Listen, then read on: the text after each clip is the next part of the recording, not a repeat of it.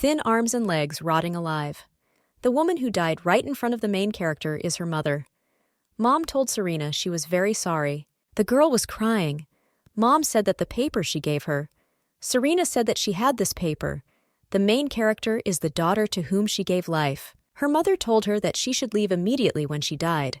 And also the main character was a daughter born to a woman for the second time. The woman asked Serena to answer her. The mother also told the baby that she loved her.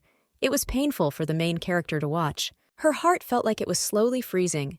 And Serena couldn't believe that this cold woman was really her mother. In the memoirs of the main character, her mother always shone with beauty and health. And when she called me with her velvet voice to hug, all fears disappeared. The mother of the main character, who until the very end was only worried about Serena. And she still remembers her first birth. When her mother looked at her, dying from a terrible disease, her eyes were full of tears and despair. The main character thought that this was the end. But later, when Serena was again in her mother's arms, and she wondered if her mother could find the words to convey her feelings. Mom greeted her daughter Serena and said that she was her mother. The main character was glad to see her beloved and sweet mother. Every time she whispered words of love in her ear and raised her, putting her whole soul into it for 7 years. However, sometimes she seemed lonely, and Serena supposed she was remembering her when she was her first daughter. And now Serena feels the same fear for her mother, who will remain alone forever. Because Serena is staying here. Being the first and also the second daughter, Serena is very grateful that she was her mother twice, because Mom really is hers. The paper with the spell that Serena's mother gave her showed her the way to the north. She didn't know how long she had been wandering, and Serena had no idea where that paper was leading her. The main character's mother was a sorceress. Therefore, they had to look for a long time for a place where they could be safe. They were hiding and on the run. Serena really wanted this to lead her to her mother. It was not clear whether anyone had discovered her. And does her mommy sleep peacefully? She constantly wondered if her mommy was still lying there. Serena remembered her mother and was in great pain. The girl cried and called her mother. Serena didn't know where to go. Now she has nowhere to return. The man asked if she had woken up. He asked the little girl not to be afraid. The man thought that she was lost in the forest, so he decided to take her to the settlement. He asked Serena if she would mind if they went to the doctor and looked for a place to stay. Mom told Serena not to trust the kindness of strangers. The little girl was silent, but still said that she did not have money to go to the doctor. The stranger said that in this case they would visit his friend's doctor and she would not have to worry about money. Serena said her mother assured her that if she went with a stranger, she could get into trouble. The man noticed that she had a wonderful mother. However, the man hopes that the baby will trust him, because he doesn't want anyone to die again today. He said that he would bring the child to his mother after the doctor treated her. It was very windy and cold there, so the gentleman asked the child to take cover.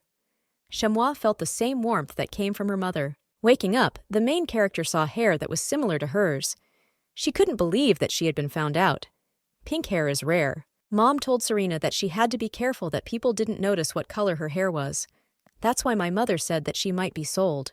If Serena, of course, falls into the hands of bad people. The little girl grabbed the man by the head. She said that he was mistaken and her hair was not pink, so he shouldn't take her. The man asked her to calm down because she had nothing to be afraid of and asked her to look at him. The man asked the little girl if her mother's name was Ariel. The man was very glad that he had finally found her. He started hugging Serena. He told the little girl that she should come with him. Serena asked to wait and asked if he knew her. The man calmly replied that yes, but Serena didn't understand who he was and asked. The stranger said that his name was Edwin Levishon and he was her father. He hugged the girl. Edwin turned to Serena and said that she had no idea how long he had been looking for her. And Serena has no idea what thoughts were going through his mind. However, now Edwin is truly happy. The main character did not understand whether this man was really her father. He said that he would explain everything to her in detail later. And one thing Serena needs to know is that he really is her father. Edwin knew that it was difficult for her to accept everything so quickly. However, he asks her to take his word for it, and in their free time, they will talk about everything and get to know each other better. When Serena met her father, she wanted to bombard him with accusations and ask why he only showed up now. But Serena didn't have the heart for it, because it felt like he could barely breathe. and she was very interested in what exactly brought him so much pain, and if he suffered as much as Serena. The girl said that she believed him. He thanked the little girl. The main character wanted to know what kind of person he was. Edwin said that it was still cold, so she should take cover. Serena felt somehow awkward being around someone she had just met. It was strange. Every time this man stroked Serena, she got goosebumps. She suggested that it might be because she had never met anyone other than her mother. Mom took Serena with her only to uncrowded places and fenced her off from the outside world. Serena wanted to ask her mom why, but the mother simply asked the baby to sit in one place for a while. Serena couldn't ask her mom anything about this because she was trying so hard to protect her. The mother apologized to the baby for leaving her. This is how Mom raised Serena alone. The little girl started screaming that her mother was still in that house. Serena said that her mother was there alone and should not worry, because he took her to a place where she could rest in peace. And later, Edwin will take Serena to her. The little girl decided that he said those words that he would not survive if someone else died meant the death of her mother. The little girl asked, since when he had been looking for them. Edwin said that since then they disappeared. The man said that he looked everywhere. So now it's difficult for him to find a place where he hasn't been. And finally, he got to that place, but Serena was not there. And Edwin found only Ariel's frozen body. Edwin took his beloved in his arms and asked her to wake up. At that moment, he could not think of anything. When he came to his senses, he found a piece of paper with her. It was a paper with a spell attached. And then Edwin went in the direction indicated on the paper, thinking that this was the last chance to find his daughter. However, before Edwin entered the forest, the paper was blown away from his hands by the wind. Now, Serena already understood that he was deep in the forest. Serena guessed that he was very scared to be alone. Edwin promised that he would tell everything in detail when they got home. There were many stories he would like to tell her. He thought that the story of his life with his mother would be interesting to her, in a world where only the two of them existed. Their story is about how people loved and supported each other every day. The man asked Edwin something about the baby. He only said that she was a princess, and they were going to the palace. Serena was in complete shock. Edwin asked what was the matter and asked if she was hurt anywhere. The baby repeated, "Your Majesty." Edwin said that Serena should be surprised, but she didn't have to call him that, and he thinks it will be better if she calls him Dad. And if Serena is still having a hard time, he won't rush her. Serena also needs to drink water for her hiccups. The main character could not understand what His Majesty meant, and then it dawned on Serena that her father was the emperor ruling the country. Serena remembered her mother saying that the emperor had 3 terrifying sons. Moreover, as far as Serena knew, the empress died several years ago. Serena assumed that her mother was a concubine, a commoner who received the emperor's favor. But her mother was not a commoner. Memories are vague, but Serena is sure that Ariel was not a commoner when she was first born. And now Serena didn't understand why her mother ran away when she was carrying her under her heart. She assumed that this was due to the fact that her fathers from her past life and her present life were different people. Serena doesn't know so much, and doesn't know for sure that nothing will happen to her. If Serena's mother is not a concubine, then Serena is an illegitimate child. The girl thought that they might hate her for this, because she is the one who dared to invade the imperial palace. Edwin noticed that his daughter had a fever. The main character didn't know what to do, because just the thought makes her tremble. Serena had no idea if she could get along with her brothers, but Serena has nowhere else to go, and the baby will be content with little, rejoicing that at least she can live. So Serena really asks you not to kick her out. The man entered the carriage and asked if this child was the one. Edwin said that this was true. Serena didn't understand who was there, because she heard someone's unfamiliar voice. He said that he had not yet prepared a personal palace for Serena. Therefore, the girl will live with him for some time in the Palace of the Sun. The man agreed, but he noticed that the girl should have already turned about 7 years old, and he didn't understand why the baby had such a tiny body, and it felt like she could fly away from a light blow of wind. Serena was surprised by how small she looked. Her mother lovingly told the baby to grow slowly, like a young tree that is watered day after day. Thanks to her endless love, Serena basked in the rays of happiness.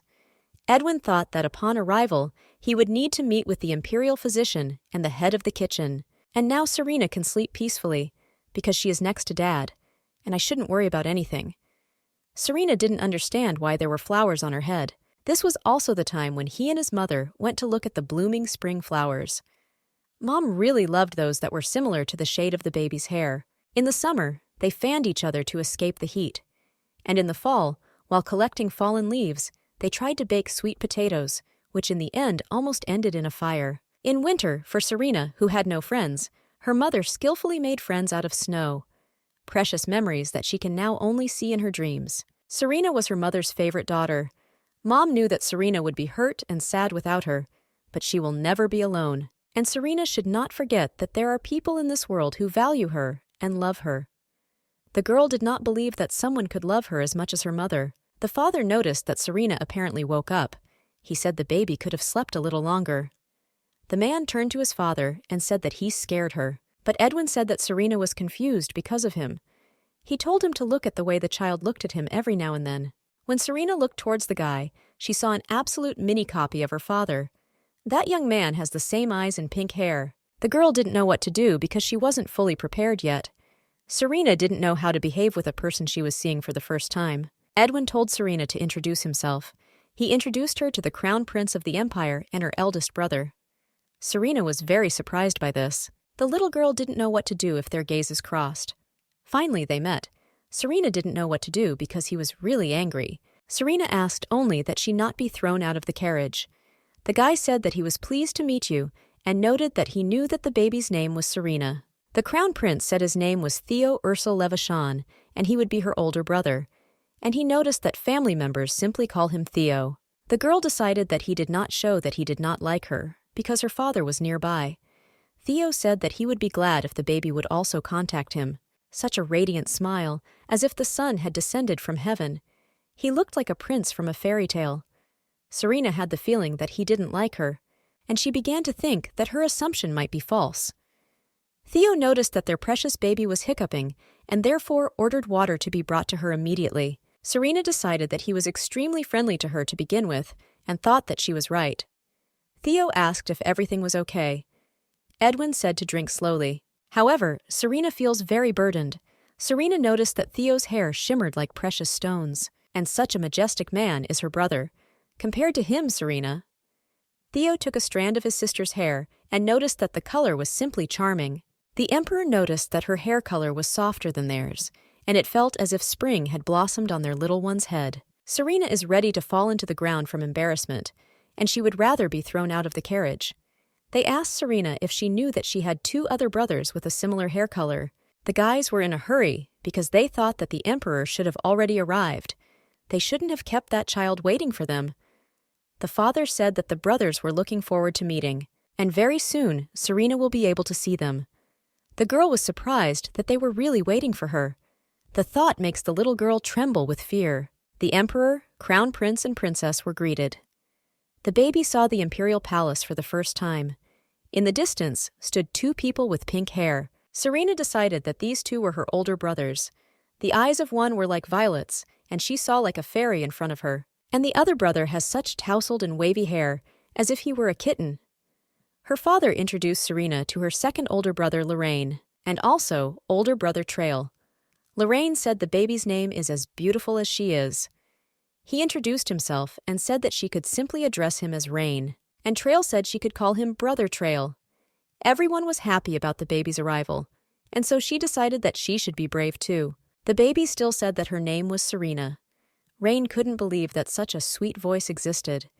He noticed that her brother would now soar into the skies with happiness. And Serena's eyes, the color of young shoots, were also beautiful. The brother said that there was definitely not a single flaw in his sister. Serena was surprised that all the members of the imperial family were so beautiful and kind. They were all like angels. The little girl barely said that her brother was even more handsome. Rain didn't know what to do because even her words were sweet. And then he offered to hug his handsome brother once. But the emperor quickly left. Theo said that the father was tired to death, and the child was also very tired, so they would first go inside and talk after resting. Serena didn't understand why her brothers kept looking at her. Theo said that even though she is his little sister, she is very sweet. Rain noticed that she was charming. The little girl hoped that they had a good first impression of her. Today, it was necessary to tell the kitchen manager to prepare premium meat. Rain said that first their little sister needs to gain weight, although she's still very cute. Trail noticed that she only had 1 bite's worth of meat. Serena was scared by this because she thought they were going to eat her, and she decided that it was only because of this that they were so polite to her when they first met. The girl decided that from now on she should be as quiet as possible. Serena decided that she would sit without moving or being distracted by anything. One of the chairs looked very comfortable. It seemed to Serena that if you sat on it, you would feel as if you were sitting on a cloud. The baby didn't understand why everyone was looking only at her, and so Serena assumed that she had made some mistake. Trail asked the little girl if the chair seemed unusual to her. The little one said it looked comfortable. He said that if she wanted, she could sit down. The emperor told Serena that everything was fine and she could come and sit down. The baby tried the chair. It was very pleasant and soft. Serena didn't know what to do because she had unknowingly shown too much interest. Theo noticed that the baby apparently liked this chair. The crown prince said that he would choose an even bigger and softer one and send it to the baby's palace. The other brothers told Theo not to get ahead. Trail said he would send Serena the softest and biggest bed. Theo said that he would also send a doll, and Trail again said that he would prepare a playroom for the baby. And that room will be lined with mattresses, so Serena can frolic as much as she wants. Theo said he was the whole palace. Trail asked how long his brother would continue. Serena said she was grateful, and noted that her mother said to say thank you when someone does something to her. So basically, she doesn't ask for anything from them, and Serena just wants to say thank you.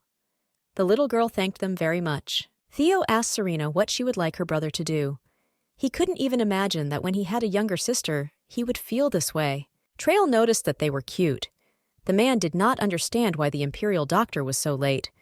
The servant asked for forgiveness because it was presumptuous of him to say such things to him, but he asks the emperor to wait. The emperor told him to try again to say, wait. The little girl understood that the doctor was the same as the doctor and did not understand why he was called. The doctor arrived, and the emperor allowed him to enter. The man greeted the son of the empire. The ruler said to leave greetings and check the princess's health. The man sat down next to Serena and asked the princess if she would mind if he asked her a few questions, and noted that there was no need to be afraid of him, but simply answer honestly. The doctor asked what the baby usually ate. Serena started listing mashed potatoes, vegetables, and sometimes she ate red fruits, which ripen in the fall, as well as bread bought by her mother and some meat. The man asked how many meals she had. Serena added that she had days when she only ate once, and we ate it twice too. The doctor said that according to her, there was nothing serious. The doctor noticed that she must have often suffered from frostbite and experienced pain in the area of her toes. At first, she will need to take the medications he prescribes and keep her feet and hands warm. He said that the princess was growing slower than her peers, but this was only because she consumed less food per day than required. Rain asked if she was scared. The emperor ordered him to draw up a list of dishes, things, and medicines needed by the princess. The doctor understood everything. Edwin asked Serena if she was very surprised, and he noticed that he wanted to check her well-being. And fortunately, she does not have any health problems. Serena thought that he didn't have to worry about such little things. She wouldn't want him to look at her with such tenderness and say kind words, because every time he behaves this way, she feels the absence of her mother even more clearly. The baby herself didn't even notice how she fell asleep. The maid was glad that she was already awake. Serena was grateful for her concern. The woman said she didn't have to speak to her respectfully, and the princess can address her simply as you. But the girl said that her mother taught her that she should speak respectfully to adults. The maid noticed that her mother was a wonderful person, but nevertheless, her status was lower than that of the princess. Therefore, Serena should not address her on a personal level. The girl didn't know how to answer her because she had never talked to people before. The maid said that she had already finished. The maid asked the mistress if she liked it. The other maids thought it was a wonderful job and their fingers were already raised to the top.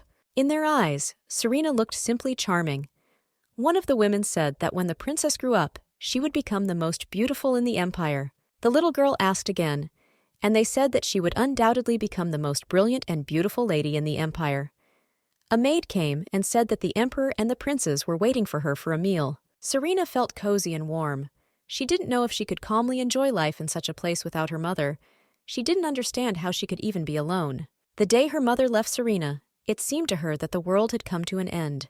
She was afraid that all alone she would be cold and scared. But, having met her father at that moment, Serena unexpectedly escaped from the shackles of permafrost. to an unfamiliar place full of bright light and joy. It's a warm and cozy feeling, like being hugged by a mother who protects her. It feels like she's known them for a very long time. The brothers invited Serena to come inside quickly. They told her to eat more. Rain looked at her and admired her because she was very cute. Rain said that if she eats too much, she will get sick, so she should eat in moderation. Serena didn't even know what device she could use. The emperor told the little girl to taste each dish. Everything was delicious. My brother said that if Serena wants to eat something, she should speak, because her third brother will put it on her plate. And then the little girl's face changed. The brothers did not understand what had happened. Trail asked if something hurt her. The emperor noticed that she only touched the food a couple of times, and she already felt bad. He ordered the doctor and the kitchen manager to be called immediately. Edwin did not understand who dared to harm his daughter. Serena said no, and she just wanted to say thank you. Serena thanked him very much. Her father said that Serena gives thanks too often for little things, and he said that in this case, he should also thank and apologize. The emperor said that she had to face so many difficulties alone, waiting for the arrival of his careless father. And he's grateful to Serena for surviving. And at the same time, he apologized for the fact that he could not protect her mother. He apologized because her father came too late. Serena knows that feeling of helplessness when nothing can be done. But nevertheless, her dad did not give up and continued to look for them. At that moment, when the father uttered those words of apology, his gaze was filled with sadness and loneliness. Serena wasn't the only one who was sad about her mom's death.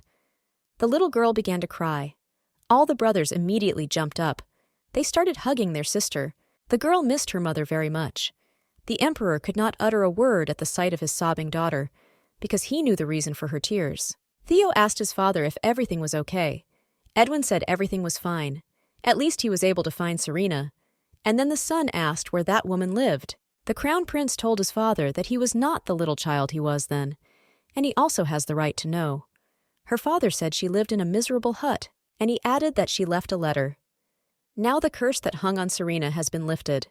Therefore, they are required to do only one thing. This is to protect Serena so that something like this never happens again. Serena was Theo's favorite little sister. It was a child whose eyes contained the greenery of a forest illuminated by the sun's rays.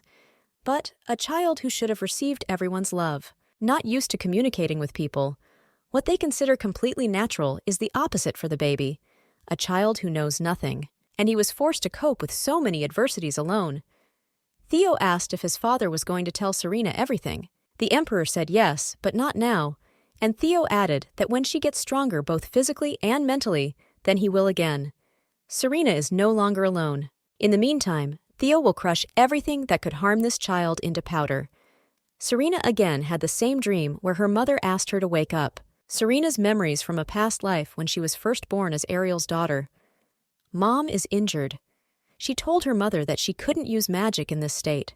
The little girl didn't know what this place was, but besides them, there was someone else there. She had no idea who this man was. Serena decided that she had such a dream because she missed her mother. She was very interested in who that person was, and it seemed to her that she had seen him somewhere. His face showed such pain as if he was the one who was wounded. First, she needed to wash her face, and then think about it again. Rain burst into the room and wished his little sister good morning. He wondered if the baby slept well. She didn't want to answer anything because she was born the second daughter. Rain approached the baby and asked if she was okay. He ordered the imperial doctor to be called immediately. He apologized to Serena and said that her brother was a real idiot. Rain told her not to worry because she was just having a little nosebleed. The brother looks like he's 100 times worse off than she is. Rain said that everything was fine and the doctor would come soon. Someone burst into the room. It was the emperor. He asked what happened.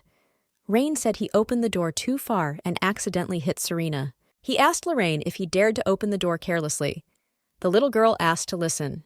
Rain apologized, and the little girl said that what happened was not her brother's fault. Serena said that she was also lost in thought and didn't notice. And she asked, in general, not to scold Lorraine. Her brother asked her if he was worried about her. The little girl said yes. She'd already lost count of how many times the imperial doctor they called repeated that she was fine. The emperor asked if, in addition to bleeding, the baby had other injuries. Rain said his father said Serena's eyes looked a little strange. The doctor said that her eyes were a little swollen because Serena had recently woken up. And as soon as all the questioning was over, Serena was finally able to have breakfast with her family. This was the reason they were late for breakfast. Theo asked if he wanted to say that Serena managed to get hurt early in the morning. Rain told Theo that this happened because he opened the door and had no idea about Serena standing behind it. Theo said he expected something like this from Trail, but not from Lorraine, and he made every possible mistake. Trail didn't understand why right away. Nevertheless, his father ordered him to demolish all the doors so that this would not happen again. Serena was shocked that this was true. Theo told his sister to eat vegetables. The emperor noted that medium-sized doors would be installed, and henceforth it will not be difficult for the baby to open them. Serena asked if they were doing this because of her, but Edwin said he just didn't like the design. The little girl knew it was a lie. He pays attention even to such little things for the sake of his daughter. Her father said that her brother cut the meat for her. Theo asked him to chew it thoroughly. The main character heard that illegitimate children are not loved.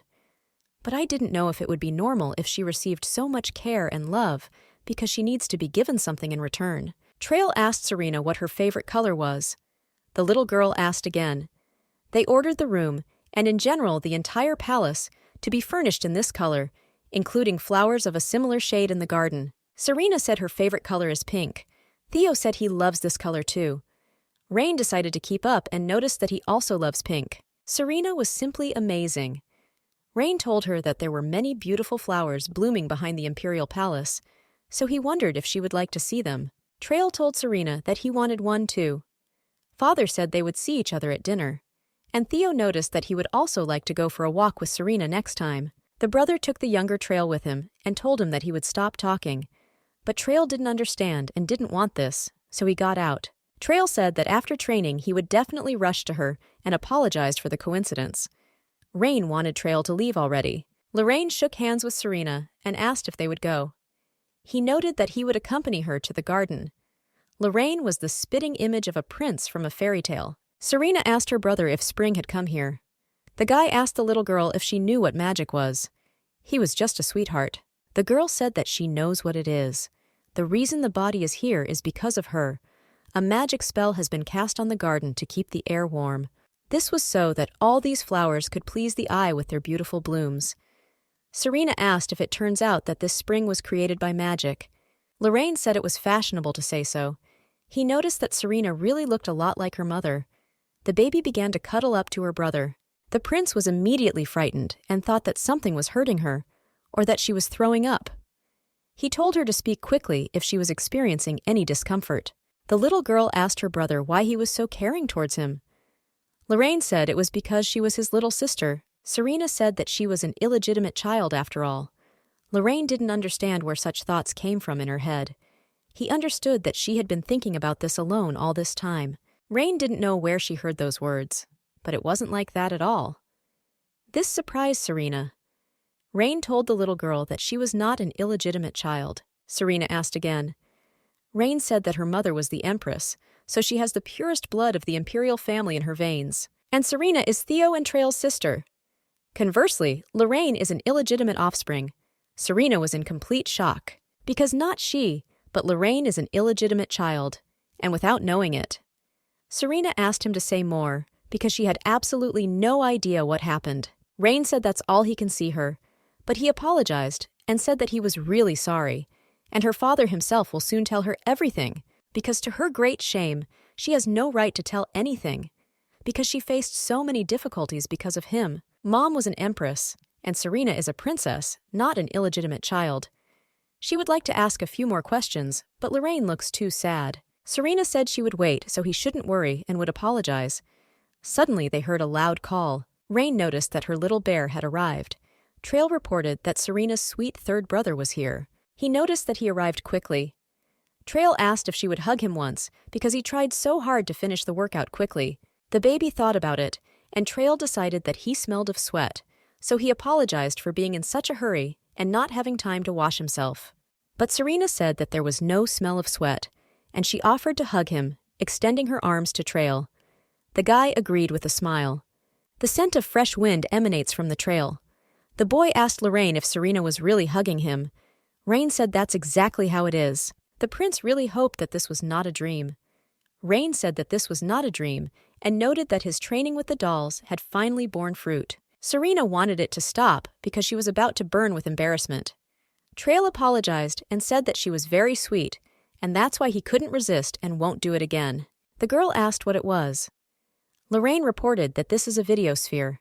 Having captured a moment on it, a person can look at it again at any time. The little girl asked if this was also magic. Rain said that was absolutely true. Serena asked if Rain was a wizard, like her mother. Lorraine said it was fashionable to say so. My brother turns out to be a magician, and it's amazing. Trail asked Serena if she knew that although he was not a wizard, he was a very strong knight. In addition, the commander of the knightly order. The little one said she knew, and Rain asked Serena to look the other way. Trail asked him to look at her too. Serena told her brother that he was amazing too. And that day during dinner, there was a slight commotion. The emperor wished him bon appetit. The little girl was very grateful. Theo asked if she liked it. Serena said the meat just melted in her mouth. Theo noted that this was a great relief, and the head of the kitchen would be glad to hear it. Trail turned to Theo and wanted to say something, but Theo was busy cutting meat for Serena. Theo told him to save his useless chatter for later because he was cutting the meat into pieces for Serena. Trail said Serena called him brother today. The emperor and Theo were shocked. Serena did not understand why such an atmosphere suddenly arose. She already thought that she should not use the word brother. The main character understood that she would probably be scolded now because she called Trail brother. Theo said that he would also like Serena to call him brother. Theo asked for this. The emperor told Serena that it might be difficult for her to say father, so he advised her to use the word dad because it sounds softer. Serena asked if she could really address them like that. Rain said he almost forgot about the video sphere that showed Serena. The main character roughly knew that this was the moment when she was in the garden with her brothers. Trail asked Lorraine to give him this video sphere. Rain didn't understand why he would give it to Trail. The brother said that he was also imprinted on her, and he has the right to do so. Lorraine asked why not prove that it was he on the sphere. Trail said he could see his curly hair there. Rain said that he was not the only one in the imperial palace with pink hair. Serena called her brother. She also had the right to this. The emperor turned to Lorraine and said that he thought they had a lot to talk about and told him to talk if there was something he wanted. Theo said that he was ready to fulfill the request that Lorraine made to him last time. Rain was delighted. They agreed to meet in the office. When the situation was resolved, everyone was in good spirits, with the exception of Trail. Theo said he was told about Rain's conversation with Serena in the garden. Serena suggested that this must be the work of Trail. The emperor told Lorraine to never speak again about something to which he had no right. Theo said that his father was right, and Lorraine was also his younger brother, and he should know that if this happened again, he would get a scolding. Even with that said, Lorraine can't just give them Serena's video. A man ran up and asked what happened to Theo and Rain. Theo said that Raina called him brother. Serena was asked whether she liked the dishes that were served for dinner today. The little girl said that it was very tasty. Words retold by the maids who visited the office after dinner. My father said that from now on he was counting on the Rhine. Lorena said that then he would expect a decent payment for his efforts. Theo said not to worry because it was a lifetime contract. Theo questioned the maids if they had noticed any inconvenience for the princess. Theo said that he thought Serena would be embarrassed to ask them in person, so the maids should answer all her questions. The atmosphere was so heavy that there was not enough air. The maids told the little girl that, be that as it may, they believed that she was loved in this house. This was the absolute truth. It's past time to go to bed. And if we talk about changes in the daily life of the main character, then from today, she sleeps with her father. The father was worried that the baby would not be able to sleep peacefully in such a huge room. He doesn't want to leave Serena alone in the room, so he sleeps with her. Serena didn't understand whether it was possible to refuse a person who was asking for something with such desperation in her head. She could not. At that moment, the brothers' faces changed greatly. The little girl couldn't believe that this was really her dad. Edwin told the little girl that she was probably very tired, but Serena denied it, and it seemed to her father that her eyes were closing with fatigue. Serena said that's not the point. He was wearing such thin clothes that he could easily catch a cold. However, it was already late, so they went to bed. The father wished the baby good night, and they began to fall asleep together. The man asked the woman to calm down, because he knew it too. The girl said that she could not calm down when they wanted to kill their child. He told the Empress that he would solve this problem and not let their little one die. He assured that he would find a way to dispel the curse, so he asks her not to cry. The main character was shocked because she believed that she died due to illness, but here we are talking about a curse. Ariel did not understand what this child had done. The Empress wanted someone to curse her instead. The Emperor asked Ariel to trust him. He kissed her. He promised that he would certainly protect her and the children. And then the main character's dream began to end. She wanted to watch a little more, but woke up. Serena didn't understand what it was because the events were different from what she remembered. The baby did not understand what Mom and Dad were talking about in her dream. The Emperor noticed that she woke up very early and suggested that she sleep a little more. Serena said she slept well. Dad thought this was strange and noted that he had heard that long sleep was good for growth. He was surprised that she did not like to sleep for a long time. One look at her father made Serena lose all sleep. It is more dazzling than the morning sun. Edwin noticed that apparently girls are different from boys. The baby wanted Daddy to put on clothes first. Theo noticed that his father had arrived. They got ready to go. Theo asked Serena if she felt uncomfortable due to the change of scenery. The little girl said that she slept well with her dad, and at the same time asked how her brother slept. The Crown Prince said that he also slept well, and Edwin asked Serena to call him Dad. Lorraine and Trail greeted their father, Big Brother, and Princess. The little girl greeted her brothers. The Emperor remarked that he would like to hold her in his arms all day, but perhaps she was uncomfortable. Every second spent with Seryoga is precious to him, so he doesn't want to move away even a millimeter. While he looks at her with such an expression on his face, the girl does not know at all how she should react. Serena said that she was quite comfortable, and they started eating. Edwin constantly said something to the baby, and this really bothered the brothers. The girl did not understand why the brothers behaved this way, and assumed that they had no appetite. Thus the cozy, and at the same time uncomfortable breakfast came to an end. The father did not notice the brothers' glances, or he simply ignored it, as an emperor should do. Suddenly, Serena was grabbed into his arms by Lorraine's brother. He asked if she had gone out for a walk and if he had disturbed her. The girl invited him to take a walk together. Lorraine turned to the little girl and asked if it was comfortable for her to sit on her father's reindeer. This question confused Serena. The brother said that he just wanted to know if she was comfortable eating in this position. Serena suggested that perhaps her brother would also like to sit on his father's lap. Serena replied that it was convenient, and then Rain said that perhaps she would be even more comfortable on his lap, because he has softer feet than his father. Therefore, during the next meal, he invites her to sit on her brother's lap. Lorraine asked Serena what she thought about this. The main character noticed that apparently all members of the imperial family know how to use this facial expression. That day, at dinner, she had to withstand those frightening glances. It was like déjà vu. Serena was in a lot of pain. She was scared and painful. Each time, dreams about her past life become more and more clear. The main character had no idea that Mom and Dad had such a hard time because of her. In Serena's memories, she was as withered as her mother, but she doesn't know what to do if she infected her mother with that curse. Serena is haunted by the words Lorraine said. If she falls asleep again, she doesn't know if she'll be able to see anything else from her past. Serena assumed that she would have a bad dream again. The father asked his daughter if she could sleep. He considered her harmful, and then Serena said that she had a question. Dad was completely attentive. The father asked his daughter if she could sleep. He considered her harmful, and then Serena said that she had a question. Dad was completely attentive. The Emperor didn't even know what words to use to describe her. She was Edwin's happiness. He said Serena's mom was strong, beautiful, and always dazzling. And among other things, Ariel was a powerful archmage. Serena asked again, and her father said that there was no more outstanding magician in the Empire than her mother. Ariel is a great person. Serena was shocked and noted that her mother was amazing. She asked Dad to tell him a little more about Mom. Serena noticed that he had little memory of spending time with his mother in a previous life. Edwin asked again. Serena realized that she had let it slip. The father asked what she just said.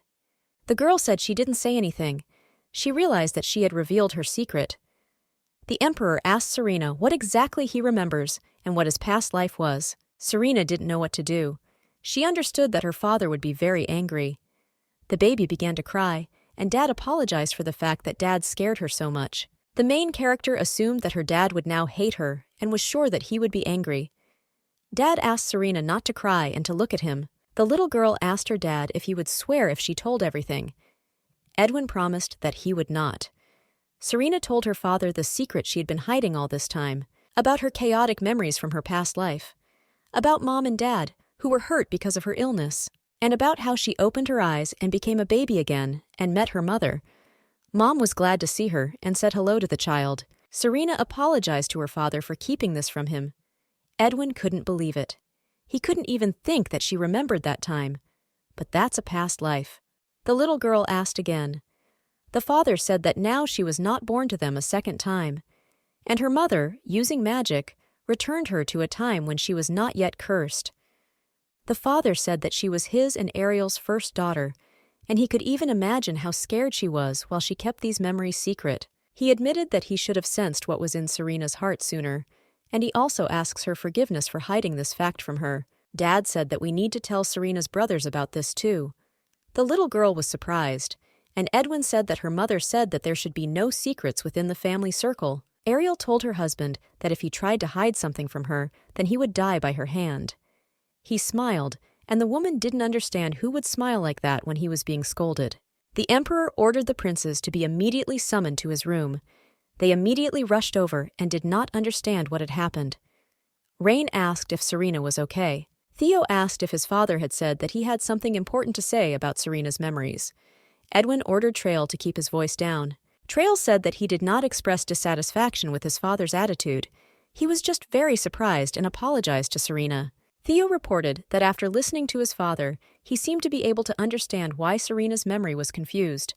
Edwin noticed that 5-year-old Serena must have erased some of her memories. Then when time went back, Rain noted that memory capacity depends on age.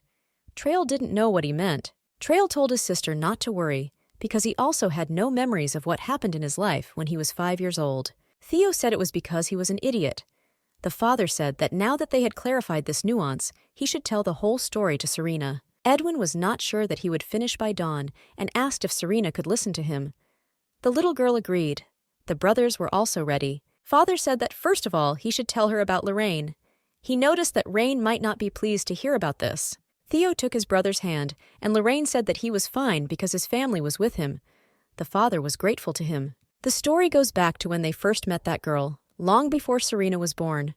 Her name was Ariel. Despite her origins from the common people, she was a wizard with strong magical abilities. And having become a magician of the imperial court, she continued to improve herself and earned the title of Archmage. She was a beautiful woman with a kind heart who always cared about people's safety, giving the emperor invaluable support in his work to unify the empire. The emperor fell in love with her, and he continued to court him endlessly. He told Ariel that he loved her and asked her to become his wife. But Ariel only replied that the emperor was crazy because she did not understand how anyone could marry a subordinate commoner. Theo noticed that, knowing his mother's character, it was difficult for his father. Edwin admitted that he had been chasing her for 2 years. The man did not give up and continued to court. Each time he received only a refusal. The emperor tried to stop her because he wanted her to listen to him. It wasn't that he didn't understand her feelings, but he was desperate. For the first time in her entire life, Edwin met a person whom she wanted to completely possess. He called and called Ariel.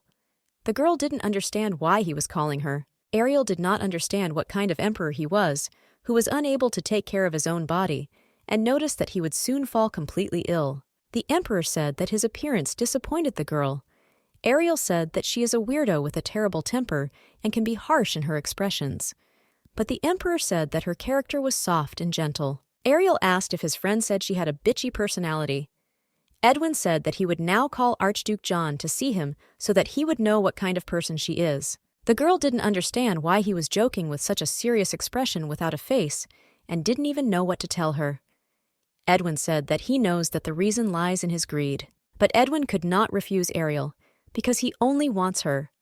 Ariel told him to just try and say later that he regretted it, because in this case it will not be good for him. Edwin said that he wouldn't mind if she ever scolded him. It was announced that Ariel would be the next empress, but there was no opposition. Residents of the empire celebrated the wedding and raised toasts to their union. In those happy moments, their first child, Theo, was born. And exactly a year later, he and his wife learned about the existence of Lorraine. The emperor was busy right now, so he ordered him to come back later.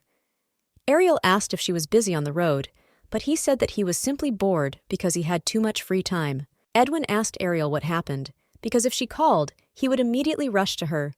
The girl said that she wanted to see him and chat a little. Ariel said that she was actually worried about what she heard during the tea party. The emperor asked again. The wife said that they say that the Marquis of Perdon took an illegitimate child into the house in order to resolve the issue of an heir. Edwin asked if she was talking about her older brother. Marquis Perdon is the only blood relative of the emperor in this world. He did not inherit the pink hair of the ruling dynasty. His personal qualities lagged behind in all respects, so he was unable to ascend the throne. The Marquis was also a dangerous man with boundless ambitions. The emperors heard news that he tried in every possible way to solve the problem of succession, but after 5 years of marriage, the couple did not manage to have a child. Edwin told Ariel that it didn't matter if he chose the illegitimate child as his successor, but it was a pity for the child considering the wounds he would receive due to the negative reaction of the nobles. Ariel said that wasn't the only problem, because it was said that that child had pink hair.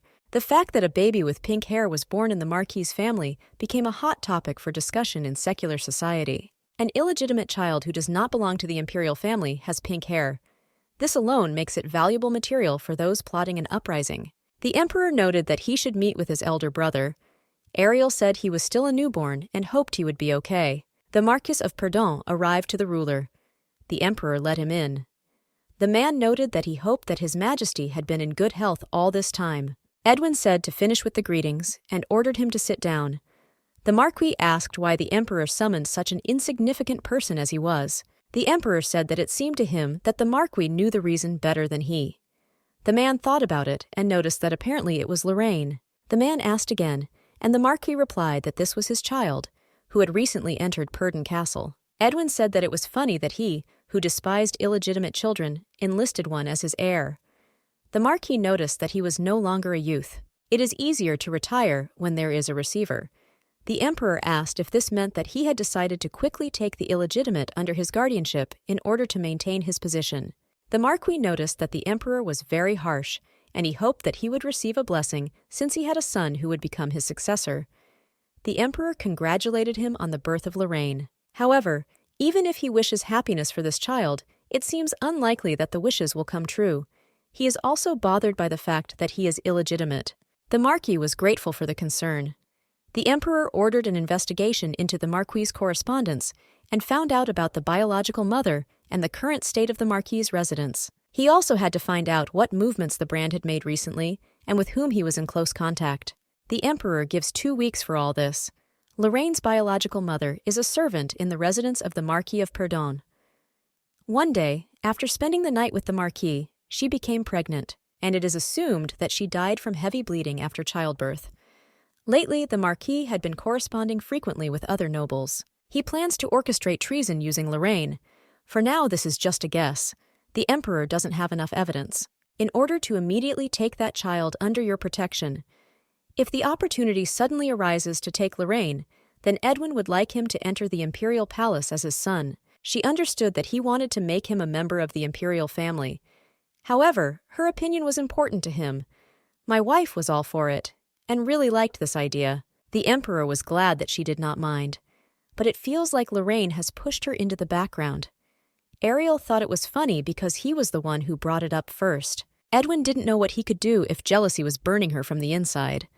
Ariel asked if he was begging for her attention worse than Theo. Nevertheless, Edwin believes that she must cope with everything, both his demand for attention and her love. Ariel said to call her big sister. 5 years passed after that. While preparing for the banquet to celebrate Theo's 7th birthday, new news reached the emperor's ears. The report said that the Marquise was pregnant, that perhaps she was carrying a son under her heart. Therefore, 6-year-old Lorraine, who had been deprived of love all this time, was abused. The emperor did not know what would happen if the child heard Ariel's scolding. He knew that she would react this way, so he hid this fact from her until today. The emperor said that the time had come and asked his wife for permission to take care of Rhine. Ariel has to think about herself first because she can't be nervous. Happy birthday to His Highness of the First Principal. Dad asked Theo if he liked the gifts. He was very happy. The prince liked everything very much.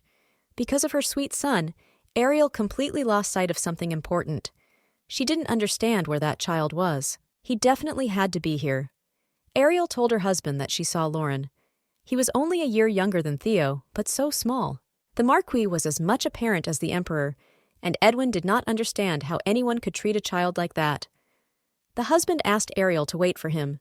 The Emperor would like to thank everyone who came to celebrate the prince's birthday.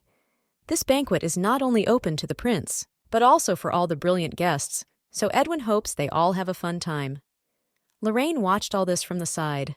The Marquis greeted the Emperor. Edwin congratulated him because he heard that his wife was pregnant. Purdon was surprised that His Majesty also knew and noticed that the rumors had already reached the imperial palace.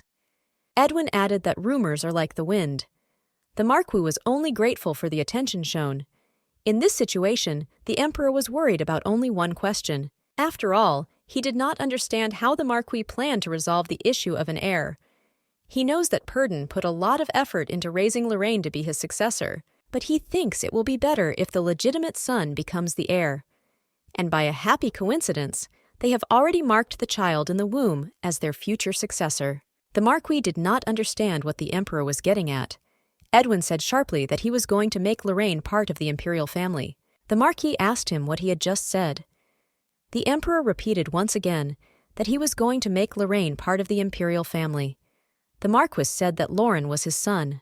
Purdon did not understand how he, being a parent, could dare ask him to give him his only son. Apparently the Marquis has really lost his mind, since he dares to carry such nonsense, having done such a thing to his own child. Edwin understands his feelings, but he needs to look at Lorraine now and think carefully. Is this why this child looks so skinny and unhappy? Because it is difficult for the Marquis to bear responsibility for him?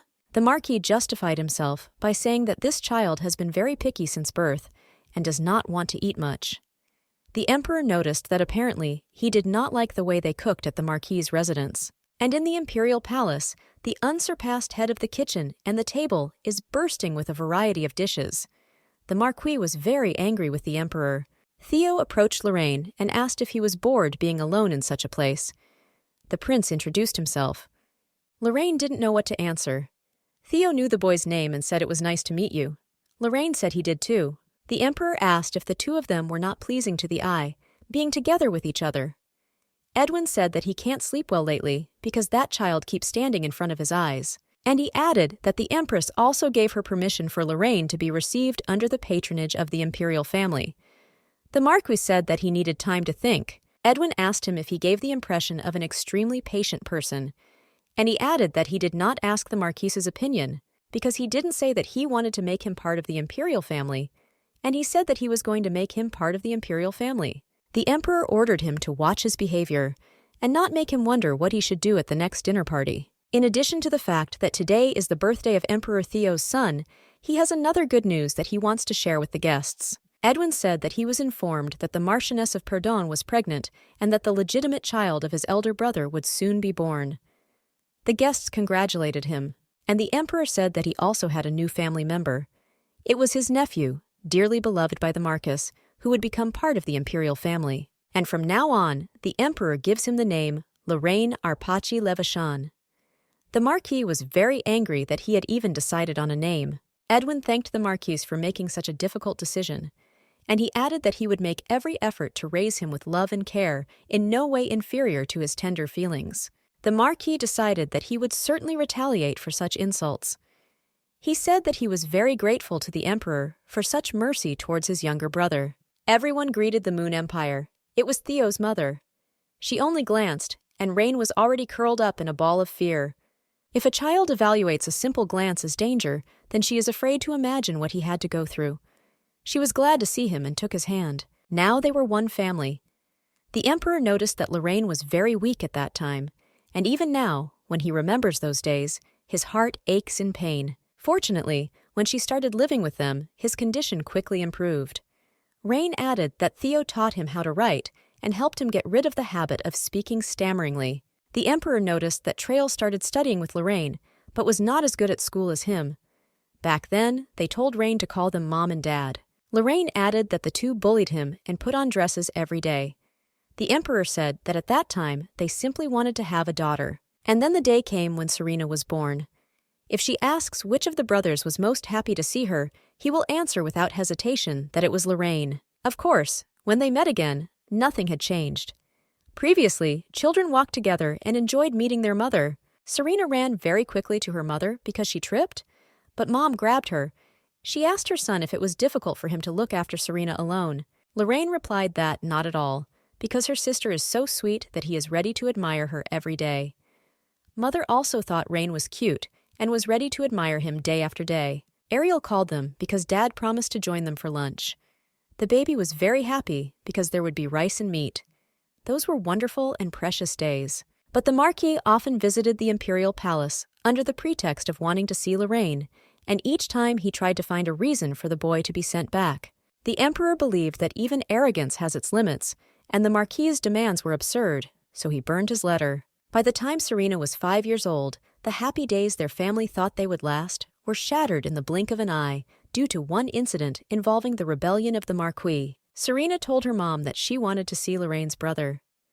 Mom said that his brother was now practicing using magic, and if they disturbed him, he would have problems. The baby was crying, and her mother saw how cute she was, and then Ariel noticed something. Serena didn't understand what was happening. Strange knives flew at them, but the mother managed to react and use magic to protect her daughter. Assassination attempt. The Empress did not know which guild he was from, but his choice fell on an opponent who was too tough for him. Or he is just a fool who does not know who the Empress of this country is. But the little girl didn't notice anyone. Ariel noticed that he was hiding like a coward. Once she attacks, he's finished.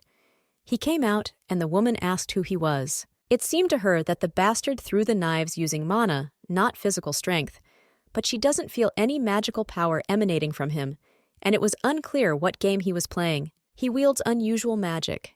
Serena saw Rain's brother. The boy greeted them with his mother, but Mom shouted at him not to come. The baby did not understand what was happening and called her mother. She didn't know if her mother was okay. The man used dark magic to grab the baby. Serena was in his arms. Ariel told him to return her daughter immediately, and he asked with a grin whether she had not yet realized what situation she found herself in. The stranger warned the Empress that if she made even the slightest mistake, the girl would also die. Ariel asked if his target was the princess, or the entire imperial family. He didn't understand why she thought that way.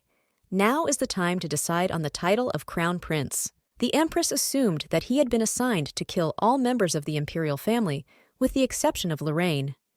The boy did not understand what was happening to his mother and his sister. The man said that everything was correct, and, as an example, the princess would die in the most painful agony. The woman shouted that a magician of his level should know about the dark sorcerer. Therefore, he must immediately move away from her child. He said that, being a great archmage, she was, of course, well aware of this. And as Ariel must know, shadows and curses are the unique abilities of a dark sorcerer. The baby called her mother. The magician wondered how long it would take for the curse to reach this child's tiny heart. He gave Serena away and told Ariel that she could now watch her daughter die in her arms. Mom asked Serena to wake up. It wasn't too late. Mom ordered Rain to go to his father immediately. Mom said to do it quickly and tell him to make sure Trail and Theo were safe. Lorraine ran. Ariel saw that the trail still remained. She asked Serena to hold on a little longer because her mother would return everything as it was. She was moving. The Marquis rejoiced because his era had begun. He was congratulated, but he said that he could be congratulated even after not a single person from the imperial family remained. The end of the great emperor was soon to come, and the era of their reign began. The Marquis did not understand what was happening. Ariel appeared before him. They did not understand how she found the magician's trail. She said he knew perfectly well who she was. Newbies who don't know anything about dark sorcerers would have no way of finding him, but she knows him. He was sent by the magic tower. The man was shocked, because the magical traces had to be sealed. When the Empress saw the seal engraved on his body, there was no doubt about it. It was thanks to this that she was able to track him down. She could not turn to the Marquis and shouted at him for not talking about how strong the Empress was. Everyone was just discussing the Empress's power, but no one was understanding how she was using it, because they, of course, knew nothing. What is she like when she goes on the warpath? The Marquis believed that this was some kind of nonsense, because the information that he was given did not at all agree with reality. Everything started to burn. The Empress noticed that they dared to disturb her without even knowing what was what. They were complete fools. This is the true appearance of the Empress. Ariel told the magician that if he lifts the curse, then she will finally show mercy.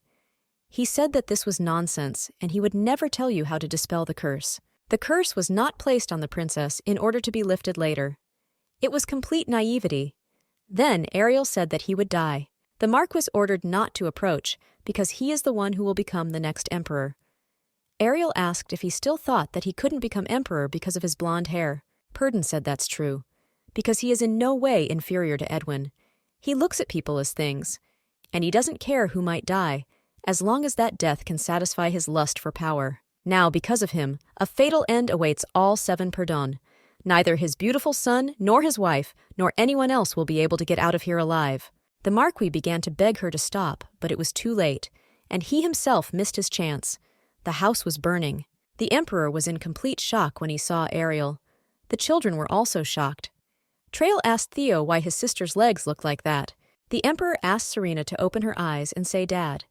Ariel asked her daughter for forgiveness, and she was very sorry. Because of his quarrel with his brother, the Emperor's dear family suffered. Edwin knew that he should have killed the Marquis earlier.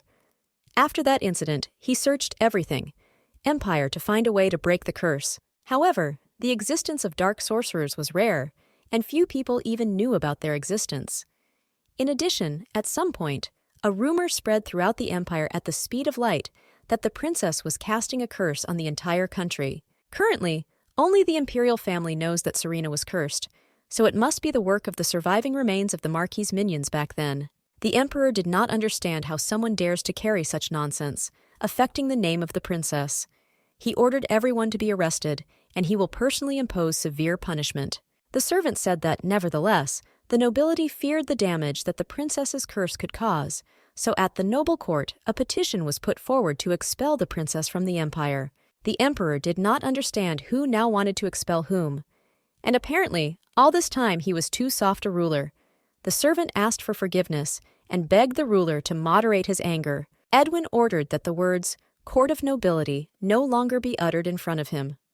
Although his daughter is dying at the moment, he, the Emperor, and her father are unable to do anything. The husband asked Ariel to go get some sleep, but she only said that the curse could not be endured like a disease. He tried to calm her down, but Ariel began to shout that the curse did not infect others like some kind of infection.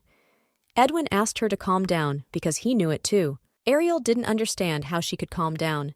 Everyone wanted to kill their child. Edwin told the Empress that he would resolve this issue and not let the baby die. He promised that he would find a way to dispel the curse, but he only asked her not to cry. She didn't understand what this child had done that was so bad. The Empress said that it would be better if they cursed her instead of Serena. Edwin told his love that she could trust him because he would certainly protect her and the children. However, panic among the masses continued to grow, and the negative reaction of the nobility was directed towards the imperial family. And then the Emperor found a letter from his wife Ariel, in which she wrote that she would definitely return to him. So Ariel, taking Serena with her, disappeared. From that day on, he searched all over the world for Ariel and Serena. As soon as rumors reached his ears that similar people had been seen in some place, the Emperor immediately went there. Over time, his impatience turned into dull melancholy. But he steadfastly endured these feelings, picturing in his head that the two of them were living happily together somewhere, and their smile never left their faces. So 7 years passed. Even on the day of their meeting, Edwin also returned back, unable to find them. At that moment he heard her voice. He ordered the carriage to stop, hoping that what he heard was not a hallucination. He desperately ran in the direction where her magic was felt. The Emperor said that it was all his fault, because this would not have happened if he had kept them. But Serena told him that what happened was not his fault. Edwin found Ariel's diary in an empty house. To be precise, it was a research report related to the curse. Time fled like water, and Serena's young body continued to be tormented by the curse, so her mother chose the last possible option. Transfer the curse to your body. The Emperor asked if she was a stupid and reckless mother. The baby cried and clung to her dad. Simply because the curse affected living beings, she used her life. Theo said that's why she's their mother. And with the help of the remaining magical power, Ariel turned back time and revived her decomposed body. They thought that the baby did not know about what happened. Theo apologized for them lying to her. Lorraine said they believed she didn't remember anything. Trail asked to believe that her brother's attitude towards her was sincere, and he constantly thinks about her every day. In general, his words mean. They didn't understand what was wrong with Serena. The little girl admitted that even she didn't know about it. Both dad and brothers must have been sad, but they kept everything to themselves because of her. Serena asked that they no longer hide anything from her. They agreed and decided that whether it was sadness or pain, they should share everything together, because they are family. Edwin didn't understand why Ariel had to make this choice. It would be better if he suffered from unbearable pain. Whenever the Emperor thinks that she alone, experiencing an overwhelming sense of fear, tried to save their child, Edwin's heart breaks with pain. If the Emperor had given up when he was rejected the first time, then perhaps she would be alive and happy today. Even if there are regrets left in his soul, he will not miss the given second chance, and he will protect those whom Ariel entrusted to him. The maid ran after the princess and asked her not to run, because it was dangerous for her. But Serena believed that it was not at all dangerous. Serena apologized to May. It wasn't dangerous because she had 4 special people protecting her. The Pope, who is the emperor of a great state, who has a lot to do. He makes sure Serena eats more vegetables. Serena's second busiest brother is Crown Prince Theo. He makes sure that Serena does not walk alone because it is dangerous and walks with her, a prominent imperial mage, and Serena's second older brother Lorraine. He tells the little girl to ask him at any time if she doesn't understand something. And despite his young age, being the commander of the 1st Knightly Detachment, Serena's third older brother is Trail. He believes that Serena is a real angel and pays attention only to her. These people are a special family with whom Serena shares her second life. The little girl asked if they would really serve cakes today and asked what kind. Serena confused her interlocutor. Theo said that he heard that they made lemon cake today. Serena asked her brother to come with her quickly. When they arrived, there was no one there. Theo was angry because they dared to be late for the dinner that Serena was so looking forward to. He simply had no words. But Serena said that she wasn't particularly hungry, but Theo said that being late is being late, and there is no need to shield them. He said Serena could eat first, but the little girl said that she wanted to eat with them. These were happy everyday life, until one person disappeared. Father ran and shouted to Serena to wait, because Dad was already coming to her and would save her now. The father said that they were late and apologized to Serena. Trail said she should have sat down first, and Rain wondered if she had been waiting for them for long. Theo said Serena said she was hungry. Serena tried to stop him. Trail said that he was simply preparing the detachment for a military expedition. Serena is hungry, and she did not touch the food, despite feeling hungry. Because of them, the child was starving. Serena asked what kind of military expedition. Trail said that his squad would have to deal with the gangs of robbers operating on the border of the Empire. Serena asked when he would return, and her brother said in a month. The brother was very angry because of some freaks, he would have to leave the castle for a whole month. Lorraine noticed that he looked disgusting now. The father noticed that the first detachment defending the Empire should become even stronger. Trail was outraged and believed that his father had deliberately increased the lines. Lorraine apologized for being late. He tried to get out as quickly as possible, but it didn't work out, and he asked if she was very hungry while feeding the baby. It was delicious. Trail didn't understand if he could stand a whole month without Serena. The father said that apparently 1 month was not enough, so he added another week. The father did not understand what was wrong with Serena, because it seemed to him that she was looking for something. And then they realized that there were no lemon syrup cakes on the table. The father said that if it is served this minute. The Emperor ordered all the cakes in the kitchen to be brought here. Now Serena can start with what she wanted to taste. Theo said that she might have an upset stomach, so the baby should eat slowly. Rain admired how his little sister was enjoying herself. Lemon cake that Serena loves so much. At that moment, Trail realized how tough his big brother was. That same night, the main character's stomach was severely twisted. The baby cried and told her dad that her stomach hurt. The Emperor ordered to immediately call a doctor. He decided to go to the infirmary himself. The doctor began to greet the son of the Empire. The Emperor ordered that greetings be left and immediately examined the princess. Edwin didn't understand what was wrong with her. The doctor said that the baby has a cold. At her age, children often get sick. Indigestion is one of the symptoms. He will give you medicine. The princess's throat was very swollen, and she should eat only soft food for a while. The emperor asked if there were any other precautions and whether it was dangerous or could develop into a serious illness. The doctor said that if she systematically took the medicine with meals, she would quickly recover. And even if she refuses to take them, she must still take the course. The emperor ordered the doctor to immediately prepare the best medicine. Serena can't stand anything that tastes bitter, so the father took care of his daughter all night long. Serena enjoys spending time with her father, but doesn't want to take the medicine. Dad told the little girl that she shouldn't take the medicine on an empty stomach. Theo asked if Serena could look at her brother and eat another spoonful. This was a very difficult situation. Lorraine told Serena that if she eats everything, he will show her magic, and Trail says that Serena is much braver than him, so she can eat everything. The plate was almost empty, and my father said that Serena was a good girl. Thanks to the compassionate care of her family, Serena made a full recovery in just 3 days. Although Serena's family regretted that they would no longer have to care for her, but nevertheless, they said that they were much more happy to see her in full health. Serena noticed that she had gained some weight.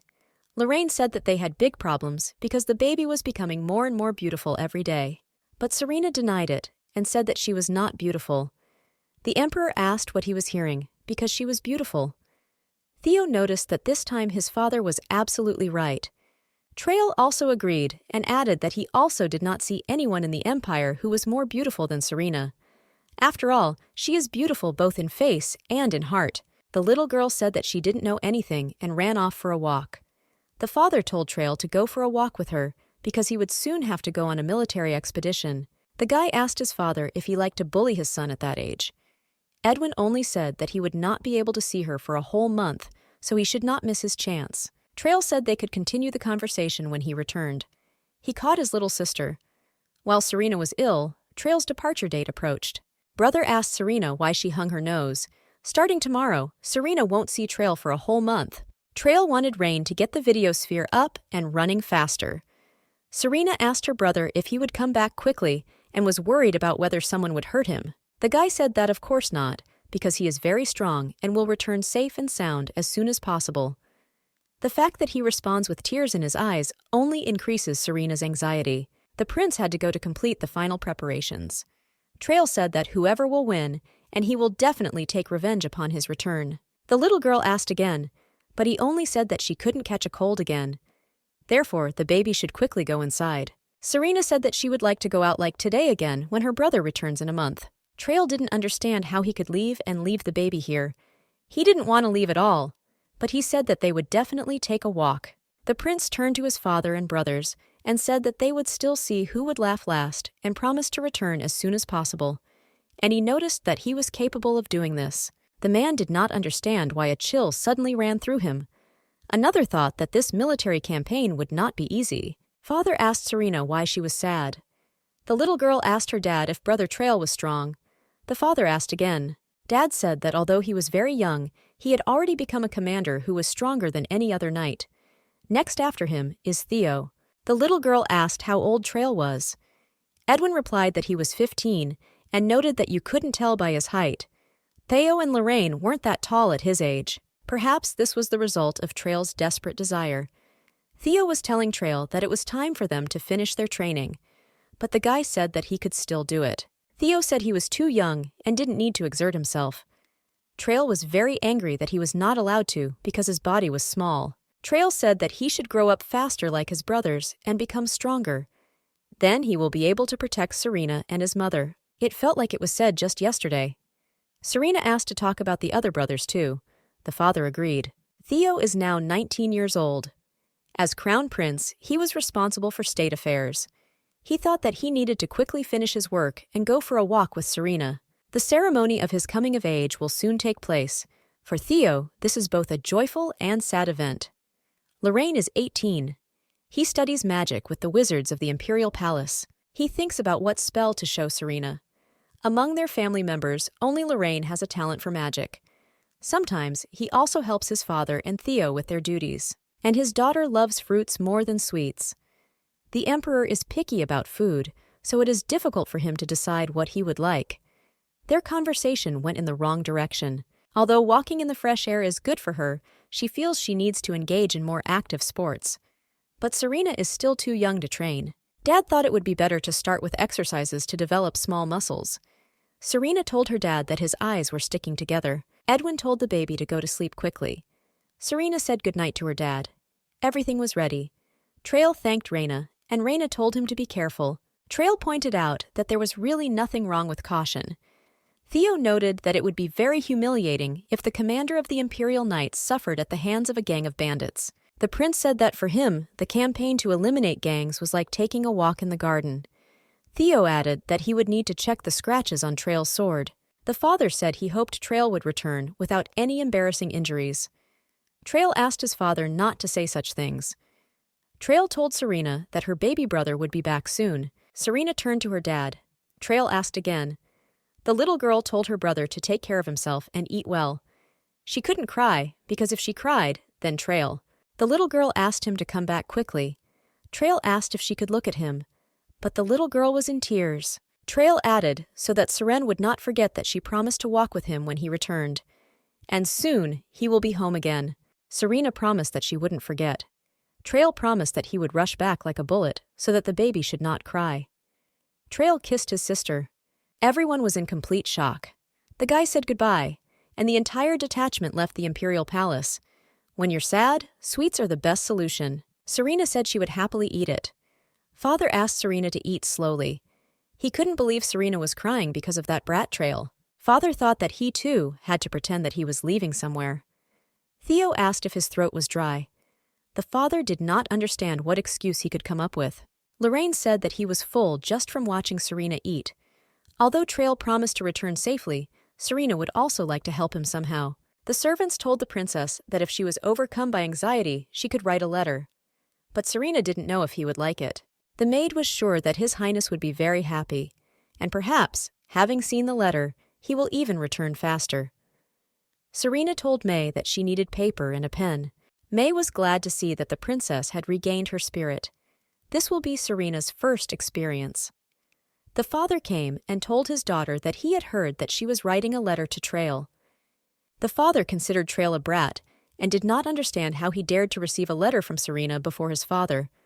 The brothers also got angry when they heard who she was writing the letter to. Her father asked if she was doing well. Serena said that the letters run in different directions, so it doesn't turn out very well. Theo thought it was too cute.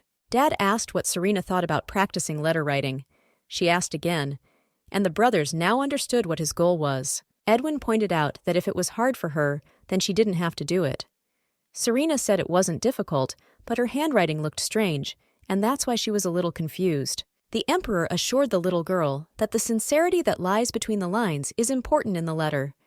If she had written a letter from the bottom of her heart, he thinks that he would have been immensely happy. Dad was ready to drink even poison tea with pleasure if it was Serena who gave it to him. The brothers wanted to tell their father that it was written on his face what he was thinking about. The main character realized that sincerity is important in writing. Serena said that she would try to write a letter containing sincere feelings. The father asked if this meant that he could look forward to her first letter. The brothers just almost died of envy. Serena turned to her brothers and asked them if she could write letters to them too. Thinking about what she should write, Serena ended up spending the whole day writing letters. The baby finished and was very happy about it. May noted that the princess had done an excellent job. She hoped that one day she would be able to easily express her sincere feelings. The maid said that if the mistress is ready, then they can go to the addressee. Serena said they were going to see Dad. The baby came under her father's office. All the guards were touched by the princess. Serena said she came to see her dad. The man said that he would immediately report to His Majesty about the visit. The Emperor was shocked that little Serena was waiting for him outside. His instincts are scary.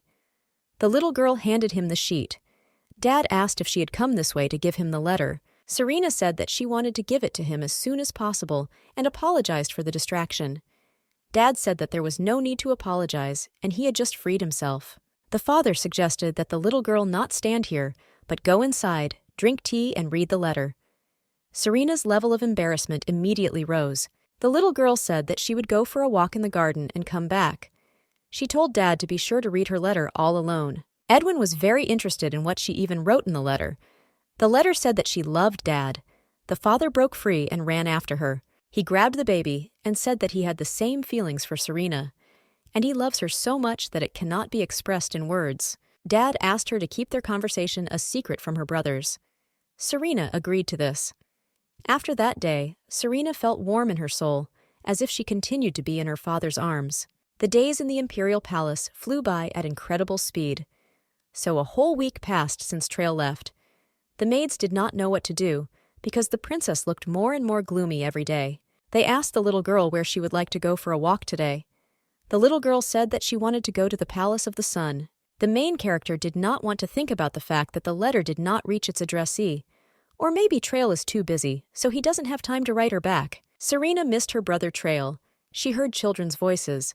The princess asked May if someone had paid a visit to the palace.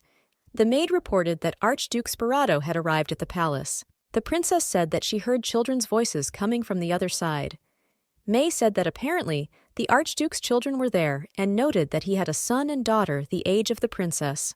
May asked Serena how about going there and exchanging greetings with them. Serena didn't know if she could do it. The maid said that Serena, of course, could, and in general, she should be greeted first. According to the rules, the one who occupies a lower position should greet first. It was the first time that the main character exchanged greetings with someone, and besides, they had to say hello to her first, and she didn't know what to do. The boy said that he thought there was no one here, so he behaved somewhat rudely, and he apologizes for the late greeting.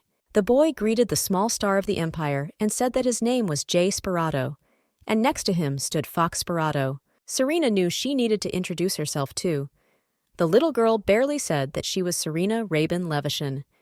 Jay asked to be lenient with them because compared to what he heard from his father, the fox made a sharp jerk forward and ran up to the princess. She asked Her Majesty if she was an angel or a fairy, but Serena doesn't have wings. But still, Lisa doesn't understand how a person can be so beautiful. The princess tried to say something, but she interrupted her.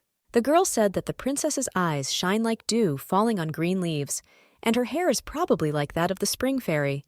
Otherwise, she doesn't understand how such beauty could exist.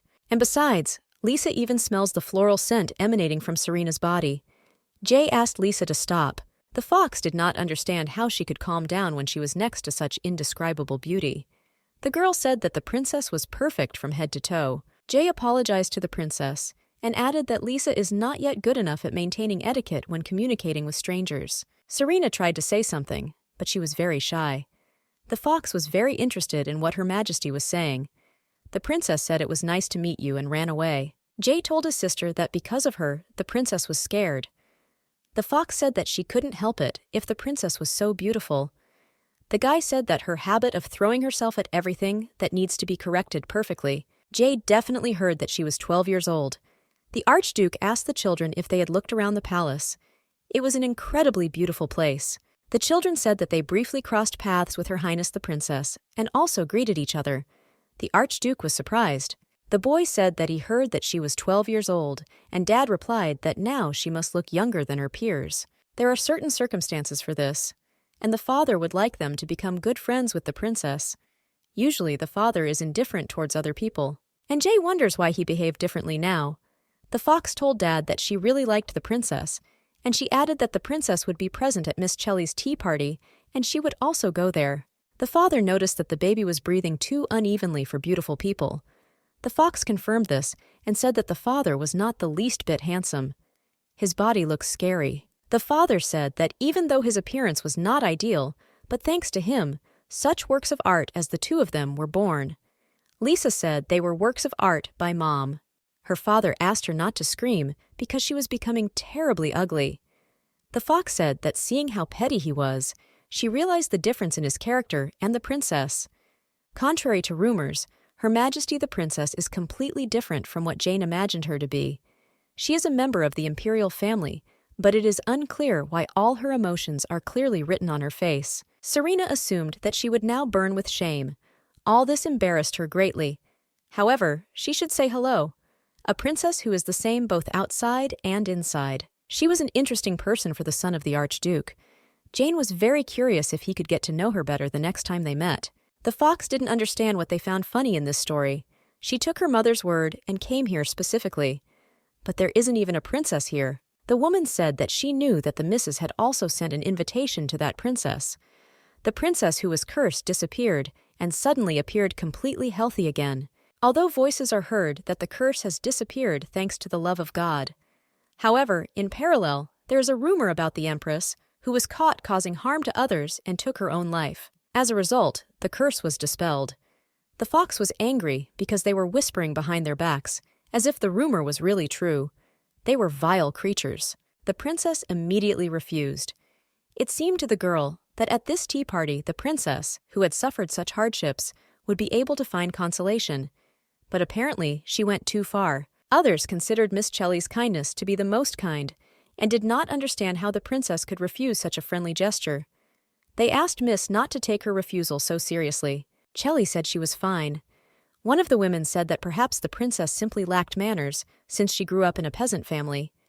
Lisa tried to control herself, and then Chelly said that all this possibly means that the curse still remains in her body. The fox could not restrain herself and scattered everything. The fox asked if she had seen the princess. When you don't know anything, then one wrong word spoken is enough to lose your head. She asked if the missus was familiar with the postulate about insulting the imperial family, and she added that they shouldn't open their mouths if they don't have some indisputable facts. Everyone considered these words impolite. The fox didn't understand why, because she said what was on the tip of her tongue. The fox noticed that they also endlessly mocked others, and now, when they have become the object of condemnation, they are no longer having so much fun.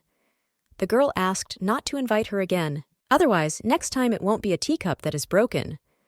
Serena was called to her father. He wanted to talk to her about the letter that had arrived.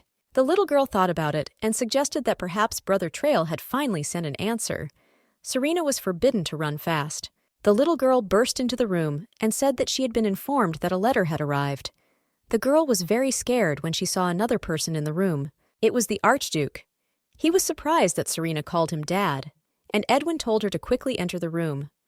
Serena didn't understand who this guy was. The Emperor noticed that she ran here at full speed, but it was possible to walk slowly. The man noticed that his presence seemed to frighten the princess a little. The Archduke turned to the princess and said that he was glad to meet her, and his name is Ian Sperato. And if we move on to titles, then he is the Archduke of this empire. The little girl said she was Serena Ray-Ban Levisham. Ian admitted that his son had talked about her and apologized for his young daughter's rude behavior. Serena said it wasn't worth it, and she, on the contrary, should thank her for showering her with compliments. Young noticed that even in such a situation, she was so kind and generous, and he didn't understand what was wrong with his daughter's character. The fox asked her father if he was going to meet the princess just like her. The Archduke said that he was coming to apologize for her rude behavior, and also that he had some other things to discuss with His Majesty. The fox also wanted to see the princess. The father did not understand whether she thought that he was going to have fun at the palace, and she really should have been at Miss Chelly's tea party. The fox said that mother made a big mistake by sending her there. The father said that he sees that Lisa always speaks without thinking about her words. The girl said that her father looked like a fish head. This made him very angry. He asked again, and the fox said that he was a fish fire and a good-for-nothing father. Even though she is the daughter of an archduke, he does not understand how anyone can love her. The emperor asked Jan if he had already told him. The man asked what exactly it was about. Yesterday, the emperor's daughter told him that she didn't need friends because she had him. Jan didn't understand why he didn't have such a daughter. Serena didn't understand why Dad was acting this way. Young said that if you think about it, his son told him yesterday, he understood that the emperor had called him here only for this purpose. His son told him that he wanted to meet the princess in person and apologize, since he still felt uncomfortable after breaking up with the princess in such a way. Yang asked what the emperor thought about this. Serena said that on the contrary, she should apologize because she should not have run away. Jan said that the princess also has a beautiful heart, and she is completely different from His Majesty. Edwin added that the conversation had gone into the wrong step. Father said that he called Serena here because a letter arrived from Trail. He told her to take the letter and go home. Serena was very happy to receive a letter from her brother. Serena turned to Archduke John and said that she was pleased to meet you. Ian was honored to see the princess. She is a very open person. More precisely, she has finally blossomed. However, the emperor heard that there was a commotion at Miss Selly's tea party, where the princess was invited. The Archduke thought that the atmosphere had calmed down a little, but everything was the same. Yang said that he personally dealt with this. Edwin said that if he personally decided everything, this does not mean that there are no problems. Ian added that his son Jay. But the emperor said that he was free. He did not let him finish and drove the Archduke away. A lot of snow fell. Serena said that when she met her dad, there was also so much snow. She wanted to build a snowman. The princess was told that the emperor was calling her. She asked her father what happened since she and her brothers were here. Dad asked her not to be too scared and to listen. The trail has disappeared, missing. Serena started crying because he promised her he would come back to her, and he said that he would come back as soon as possible. Dad asked her not to worry, because now the knights were looking for him. But Serena was very scared, and she didn't know what to do if her brother didn't come back. The emperor told the little girl that everything would be fine and asked her not to worry. Lorraine turned to Theo and said that the same situation had already happened. Thinking, Theo said that it seemed like the same situation happened around this time 3 years ago. 3 years ago, a nightly detachment reported Trail's disappearance. Theo was 15 years old at the time, and Lorraine was 14 years old. The emperor asked the knights if they had still been able to find Trail. He ordered the search area to be expanded because they must find at least some traces of the prince. A 3-day search operation yielded no results. One night, Theo heard a noise in the kitchen, and I found him there. Trail asked his brother why he was not sleeping at this hour. Trail was 12 years old at the time. Theo didn't understand why he was here. Trail said that he arrived at the palace first, taking the shortest route, and did not understand what was wrong. After that incident, he appeared several more times, as if out of thin air.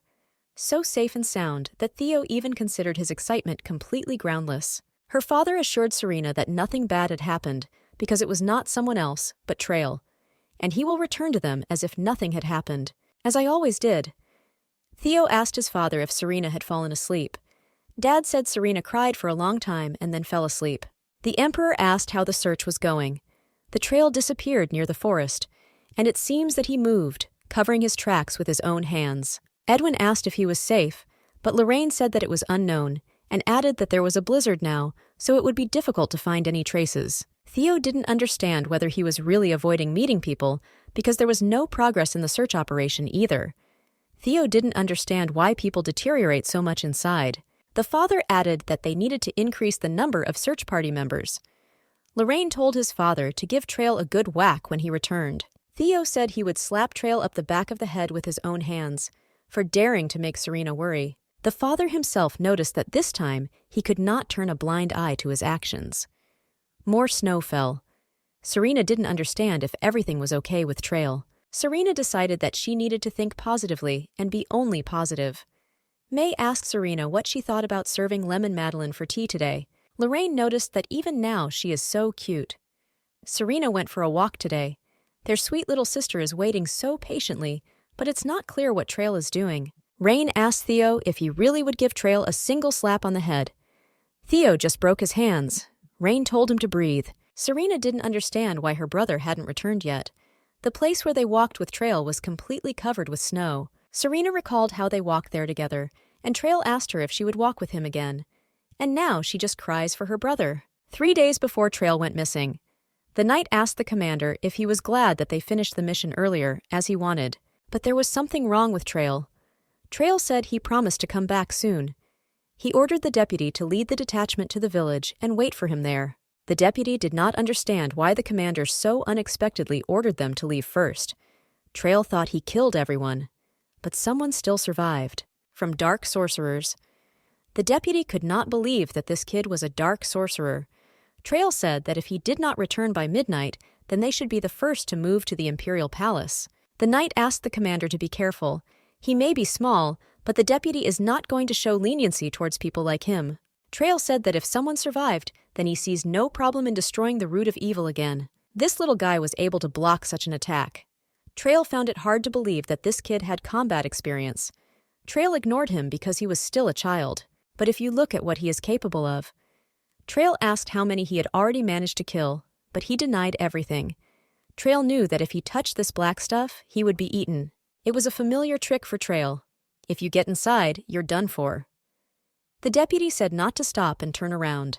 There are no other monsters in the world like those two. Trail said that he was tired of playing hide and seek, so he had to go out. Trail ordered him to quickly leave the hole, because he said that he needed to get back quickly. Serena is waiting for him at home. Serena didn't understand why she was in the garden, because she was sleeping in her room. In the distance, she saw Brother Trail, but Serena didn't hear anything. Trail told her not to worry because they would see each other soon. The baby woke up in a cold sweat. Serena decided that she should go to the garden. May did not understand where the princess was running. Serena ran through the entire palace and abruptly burst into the garden.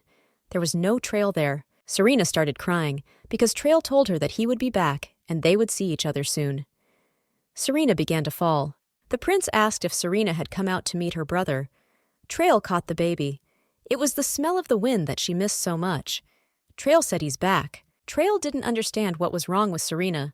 The little girl started screaming at him because he said that he would return as quickly as possible, but he disappeared and did not contact him at all. Serena screamed that Trail was bad and she hated him. She asked him if he knew how worried she was. Trail simply said that was the way things were. Serena said that she didn't know anything and hated him, so she wouldn't go out with him. There was no way Trail would want this, because that's all he was waiting for. Trail told Serena that he was very sorry and asked if she could forgive him for once.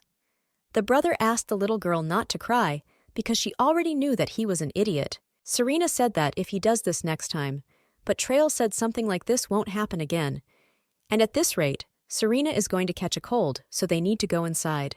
Serena asked her brother what kind of child this was. The princess did not understand why he was connected, but Trail said that this was not a child, but a dark sorcerer. And he is dangerous, so for some time Serena must not leave a single step from Lorraine. Serena couldn't believe that this little child was a dark sorcerer. Trail asked Serena if her father and brothers were angry. The father noticed that now Trail had finally decided to get inside. Edwin told Trail that he missed him. Serena felt like he wanted to bury someone alive.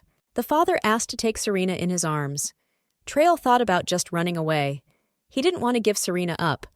Dad told the little girl to go to him. Trail was categorically against it, and Theo was here.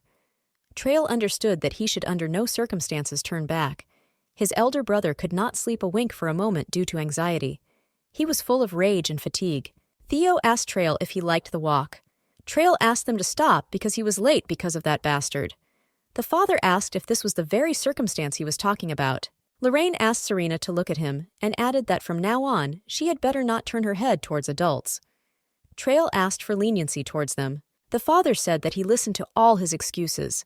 He asked Trail not to overact, because this pain cannot compare with the concern of his family and the knightly order. Trail said he didn't think things would turn out this way either. The emperor ordered to stop ranting. Theo told his father that he felt that one slap was definitely not enough. They asked Serena how many more times to hit Trail. The little girl said just one more time. Trail asked Theo to wait, but Theo told him to grit his teeth tighter. Calculation of strength taking into account age restrictions. Working hard to develop healthy personalities in children. The father noticed that Trail must have passed out from fatigue. But Serena herself understood that it was not very similar to fainting. It looked strange, but he told his brother that this was how it should be. Theo told Lorraine that something strange was happening on his part too. Lorraine said that at least he was doing better than Theo. Lorraine asked if Theo had developed far-sightedness. Rain asked why Theo's eyes were so bloodshot. Serena asked if she looked that strange. Theo said no, he just didn't want to show it to anyone else. Lorraine said that Serena will live next to her brother all her life. Theo told the baby that she was always beautiful, and Lorraine added that they still need to practice, and now he will let his hair down. Serena asked where her brother Trail was, but Lorraine said that little children should already go to bed, and if she wants to grow up big, then she needs to go to bed immediately. Brother Theo told them to go to bed first. Serena told Lorraine that she had one request for him. Lorraine listened to the baby and agreed. Theo asked the sorcerer if he had come to his senses. He asked the dark sorcerer if he knew where he was now. Theo informed him that his fate would depend on his answer, and if he continues to keep his mouth shut, then only death awaits him immediately. Trail apologized to his father. Edwin said that everything was fine, and the main thing was that he was fine, and he added that he was probably very tired so he could go to bed. The prince asked what his father's verdict was regarding the latest news. He looked as pitiful as possible. Edwin said that Trail would be under house arrest for some time and no objections would be accepted. And if he leaves the room, then the lines will be extended. Trail promised not to go out even on pain of death, and even if the two sides of the world converge, he will not come out. Suddenly he saw something in the window and did not understand what it was. It was magic, and Lorraine and Serena appeared at the window. They greeted Trail. The prince was very happy to see Serena because she looked like an angel. Trail extended his arms and was glad that the little girl missed him and decided to visit him. Serena said she knew what he did was wrong. The knights of Trail's squad were also very worried about him. Serena asked him to apologize to them when they met. Lorraine said his Serena was smart. Trail agreed. Serena asked him not to forget about their walk together. Trail asked if she would really go for a walk with him. Lorraine told the little girl that it was time for her to go back and go to bed, because if her father found out about her visit, they would have problems. Lorraine asked Serena if she had forgotten about her promise to sleep with Rain. He was glad to see Trail sitting there locked up. As expected, Lorraine is scarier than everyone else combined. Serena should also be aware of the appearance he shows in front of him. Theo asked the sorcerer what his name was and repeated again that if he remained silent, he would die instantly. The father came and told Theo that now he would do it. The emperor asked the child what his name was. The boy replied that he was young. Then he asked how old he was, and the sorcerer said that he was 13 years old. Edwin asked where the boy came from. He replied that he had escaped from the demon tower. The emperor realized that the remnants were still alive, but he did not understand why the boy ran away from the tower. Yang said that if the members of the demon tower see someone with the abilities of a dark sorcerer, they will drag that person away with them, and Yang wanted to ask for help, so he approached the knightly detachment.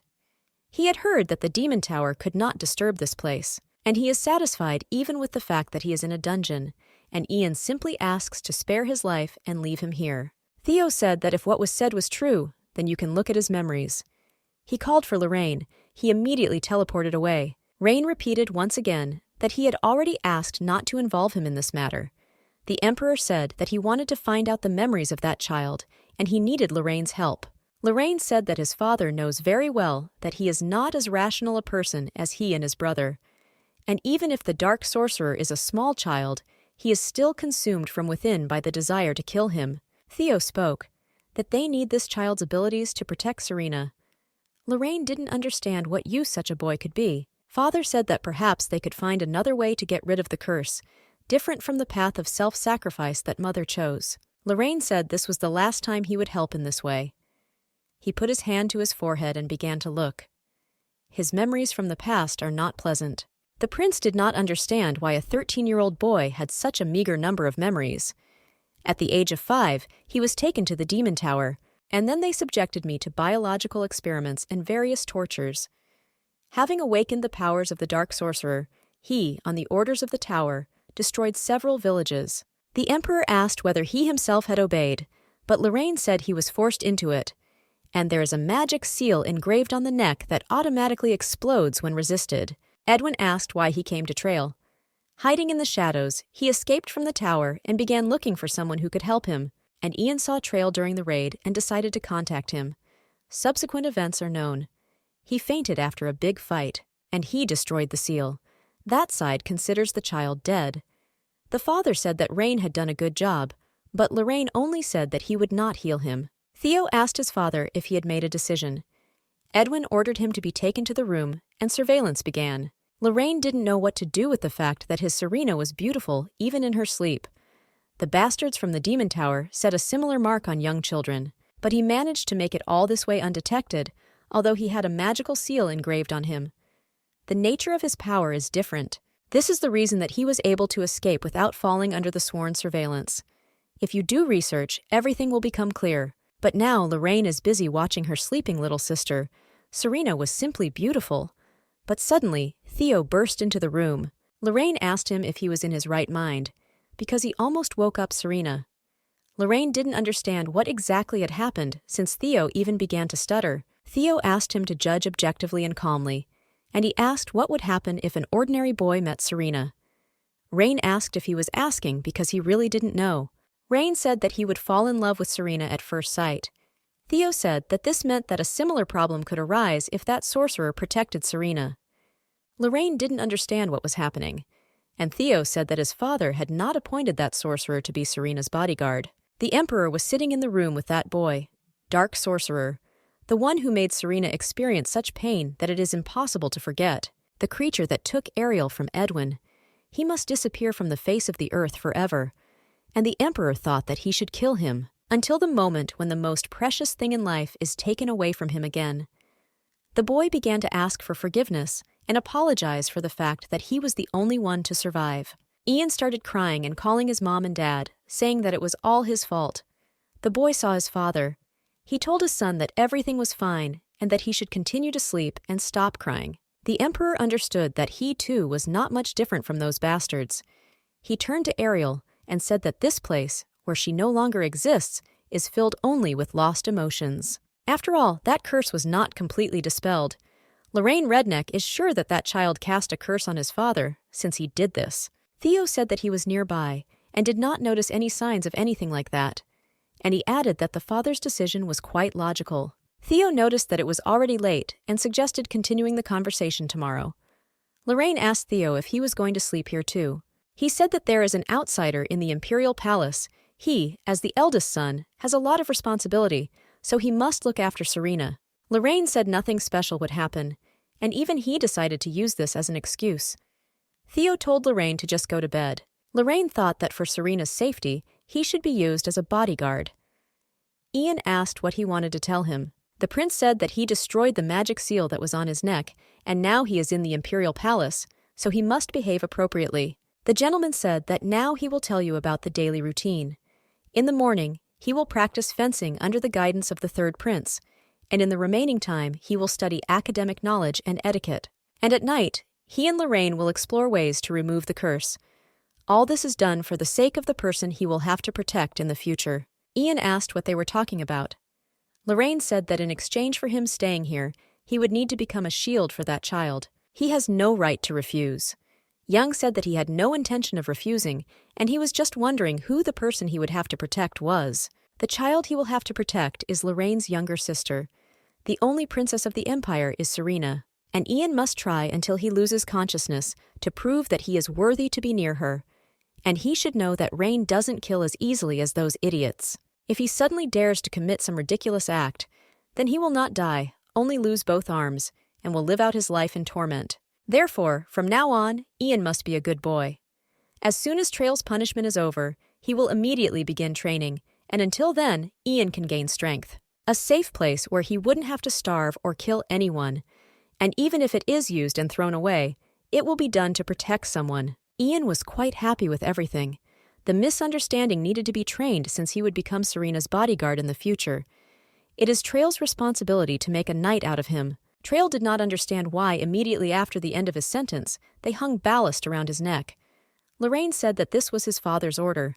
Fencing is his specialty, so he must train it diligently. If there are any questions, Ian can come to his laboratory after lunch, and he will teach him wisdom. Trail apologized for his brother. Trail told the kid that if they both didn't want to die, then they should try their best. Trail told Ian that he first needed to evaluate his skills. If he cannot keep up with him, then there will be no mercy. To start, run in a circle. The boy had already been running for the 20th lap. Trail didn't understand why he was so good. The fighting style they saw that day was strange, starting with a different temperament from other dark sorcerers. With such a fast pace of skill development, he could become a very dangerous person. Ian asked if there were any other tasks left for him for today. Trail was shocked that he was ordered to teach fencing to a dark sorcerer to protect Serena. Trail didn't understand why on earth he should trust the dark sorcerer and didn't understand how he could put his sister under his protection. And I decided that it would be much better to get rid of it right now. The prince heard his little sister's voice and shouted that he was here. Young didn't believe that this man could have such an expression on his face. Serena was told not to run because if she continued like this, she would fall. Ian remembered that Serena is the one he will be obliged to protect in the future. Ian couldn't understand if it was true that that girl was a princess. Trail asked if she came to see her brother and if she missed him, the person Ian will have to protect in the future. Serena said she missed her very much. The prince said that his little sister is a real angel. Trail noticed that, as expected, only Serena was on his side. He no longer needs anyone, neither his father nor his brothers. Serena asked him not to cry. The princess asked her brother to lower her to the ground. She did not understand why that child was here. Thraily told her that he had orders to make him a knight. Serena asked again, and the prince said that the baby said that he wanted to defend the empire. Ian didn't understand when he said that. The little girl was relieved, because she was worried that he would continue to be kept under lock and key. Trail was very angry. He couldn't believe that Serena was worried about such a non-entity. Serena noted that although training is important, he should not forget about eating, because the food here is delicious. Young said that he won't forget to eat. Serena said that if he worked hard, he would become as strong a knight as her brother Trail. Serena wished him luck. Ian was very grateful. Trail said goodbye to his sister and asked her to be healthy and not run too much, and looked forward to a subsequent meeting with her. Trail said he was in for a hell of a workout from now on. Serena decided that, unlike last time, she had done a good job of greeting this time. May herself noticed that the princess was incomparable. Serena added that she didn't stutter at all. Serena decided that if she continued to practice like this, she did the right thing by deciding to go to training. And it seems that that child and his brother got along well too. Although the main character was scared when Trail called him a dark sorcerer, but the looks that surrounded that child were much worse. Until today, he had stood alone against such hate-filled views. For some reason, his situation is somewhat similar to Serenina's. The little girl decided that next time she should try to come closer to him and talk, and at the same time apologize with a smile on her face. The father asked what Serena was thinking about so seriously. Serena said that she was thinking about a book she had read earlier, In-Depth Foundations of Relationships with People. The emperor noticed that the baby no longer called him daddy, and he asked what about having a tea party if she had time for it. And of course, there will be all her favorite cakes. Serena said she liked it like that, and added that she would have brownie with lemon syrup. After so much time, they will finally enjoy the tea ceremony together. Edwin realized that his message must have arrived late. Archduke John has arrived. The man said that he was very pleased to see the two of them together. Young added that he received permission from Her Highness the Princess. He took his children with him today, Sir Jay and Lady Fox. Serena said it was her first time meeting people her age, so she was a little scared. I was very grateful that they were the first to meet her halfway. The fox, even having seen her twice already, still had no limits to his surprise. Jay was grateful that she was lenient towards his little sister's insensitive behavior. The princess did not understand why Lady Fox was wearing a mask. Jay sheepishly said that there were reasons for this. A few hours before leaving for the imperial palace, Lisa didn't understand why they were leaving only her alone at home, because she was already completely ready. The father said that he believed that if she went there with her father, which also looks like a fish head, it will damage her dignity. But Lisa still didn't want to stay at home and said that she would also go and take back her words that her father was ugly. Father said that lying is not good, and Lisa did not understand what a petty person he was. Young apologized for the fact that her father did not show his face and was extremely cowardly. The fox said again that she would really be quiet and not cause any trouble. The father did not know what to do and said that if she wanted to go so badly, then they would do this. The condition was that any word that could come out of that ignorant mouth and cause injury to the princess had to be blocked. The brother told the fox to be patient a little. Serena noticed that they have the same wonderful relationship as she has with her brothers. The main character realized that she was probably a little uncomfortable because of the mask, and she was wondering if there was any good way to get rid of it. Serena asked if she could share the conversation with them. Her father told her to do as she wanted. Serena invited the children to see the imperial garden. The little girl told them that she really liked this place. Because of such a stupid mistake, they prevented the temperature from spending time with the princess. The emperor noticed that Young too often makes mistakes, making excuses by saying that he did not know. Ian asked that if not moments like this, then when else would he be able to make fun of him? Edwin knew that the Archduke did not come to the imperial palace because of his children. Ian admitted it. You said he was here about that kid they captured recently. The ruler suggested moving to another place because there were too many ears here. Serena told Lady Fox that there was no one here but them, so she could take off her mask. The fox understood that she was not allowed to, because if she broke her promise to her father, she would lose. She mentally apologized to the princess because her honor was at stake. Serena said with a smile that this was the princess's order, because she wants to hear the beautiful voice of Lady Fox. The fox couldn't control herself and shouted that she didn't know anything and didn't care about any promises. the princess was her savior. The lady said that only she could give such an order, and even if she died on the spot now, she would be quite happy with it. The fox told the princess that she really liked her and really wanted to see her. Serena and Jay looked at each other, and Jay took his hair in his hands. The guy apologized for his momentary tactlessness. Order means obedience. The higher the position, the stronger the power contained in the words. After all, the princess is also a member of the imperial family, and Jay doesn't understand what he was hoping for. Serena said that she wants to hear Lady Fox's beautiful voice here. They can completely relax. The princess does not want to limit anyone in her actions, but on the contrary, shows concern for those around her. That's the kind of person she is. Jay would really like to get closer to her. He apologized to the princess for his momentary faux pas, but her ribbon came undone. Sir Jay shone like precious stones. Serena said he was handsome. Serena told Lady Fox that she was holding her favorite dessert. The fox, when she heard that the princess had a favorite dish, decided that she must definitely try it. Serena asked her to eat slowly. Jay told his sister that she had to maintain common decency. Serena told the lady that if she ate like that, she might get indigestion. The fox said that she has a pretty strong stomach, so everything will be fine. Jane would like to see her more often, but he decided that it would be too burdensome for the princess. The Archduke said that this was undoubtedly so, and that no one would interfere with them. However, he does not understand why he restored the Empress's body to its original state. The Dying Covenant clearly states that the body must be cremated, and the Empress was the first to break her promise. What will come back? The Emperor said that he thought it was better to close this topic and that he wanted to know how John's husband's foray went. The man said that according to his wife, she could not see the landscape that she wanted to see. But that child's words were true. The woman greeted him. One of the researchers of the magic tower was captured. He begged to just be killed. The woman said no way because she had already spoken. She told him that he shouldn't be cunning and disappoint her. She can barely control herself so as not to make a mistake that will end in her death. The Emperor asked what she could find out. Behind all this stood a magical tower. Young asked His Majesty to voice the truth about their hidden relationship with the magic tower. Since the Archduke's wife is directly subordinate to the imperial family, even he was not aware of the details of this matter. The Emperor noted that he knew that she came from the north and appeared in the Eastern Empire before the start of the Northeastern War. Ian said yes, and at that time, very few wizards came to the Eastern Empire. Moreover, she was born in the magical tower itself. Ian then constantly expressed his dissatisfaction with Ariel. Her Majesty appeared in the Eastern Empire right before the war, so he thought that she might be a spy for the enemy.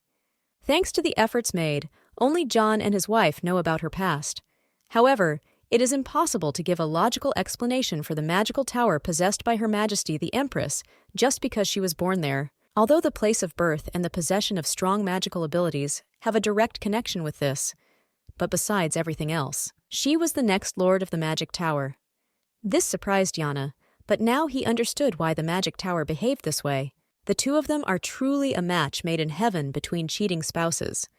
Temperature asked if he took note that his wife was also involved in this matter. Young asked not to entangle his vassals here, and he added that a subordinate always does what he is ordered from above. The Archduke asked the Emperor what he was now going to do with the magic tower. Edwin said that he must pursue these freaks to the very end. They are not needed for the future of the Empire. The Archduke announced that John Sparado would carry out the imperial order. The fox said that as long as she is next to the princess, black tea is sweet to her. Serena felt great relief. Young asked for what reason Her Majesty refused the place of the future ruler of the magic tower. He saw that Lisa finally took off her mask. The Emperor asked if he was talking about the reason.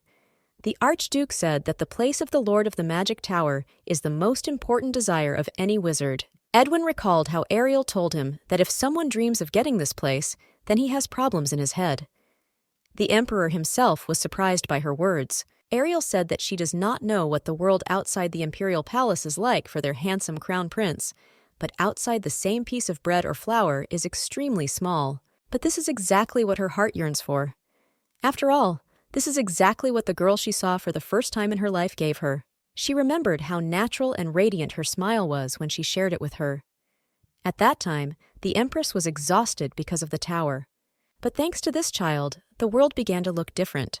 For others, this may seem like something insignificant and funny, But for her, this reason is extremely important. Ariel asked the ruler if he wanted to bet with her that one day the day would come when she could give up everything because of one banal reason. Edwin said that he is the crown prince and he does not know the word defeat, and she also wants to make a bet with him. This is silly. Ariel told him that it was all because he hadn't found his soulmate yet, and she is sure that he will meet the one who will steal his heart. Serena called her dad. She told Edwin that he would be willing to put everything on the line for her. Although Yang knew that there would be no mercy towards him, he still felt as if he was dying on the spot. He couldn't feel his arms or legs, but nevertheless, the food here is delicious. And then Serena approached him. He was very surprised and said hello. Serena asked how he was living here. Yang said that was very good and asked why the princess came here. Serena placed the suitcase in front of him. Ian asked what it was. The girl immediately said that this was not some strange concoction, but just a dessert. The little girl told him that if you eat sweets when it's hard, you will gain strength. So she tells him to cheer up. The princess said that there was no special meaning here. It was just that this was the only thing she could do for him, and she would really like him to accept her dessert.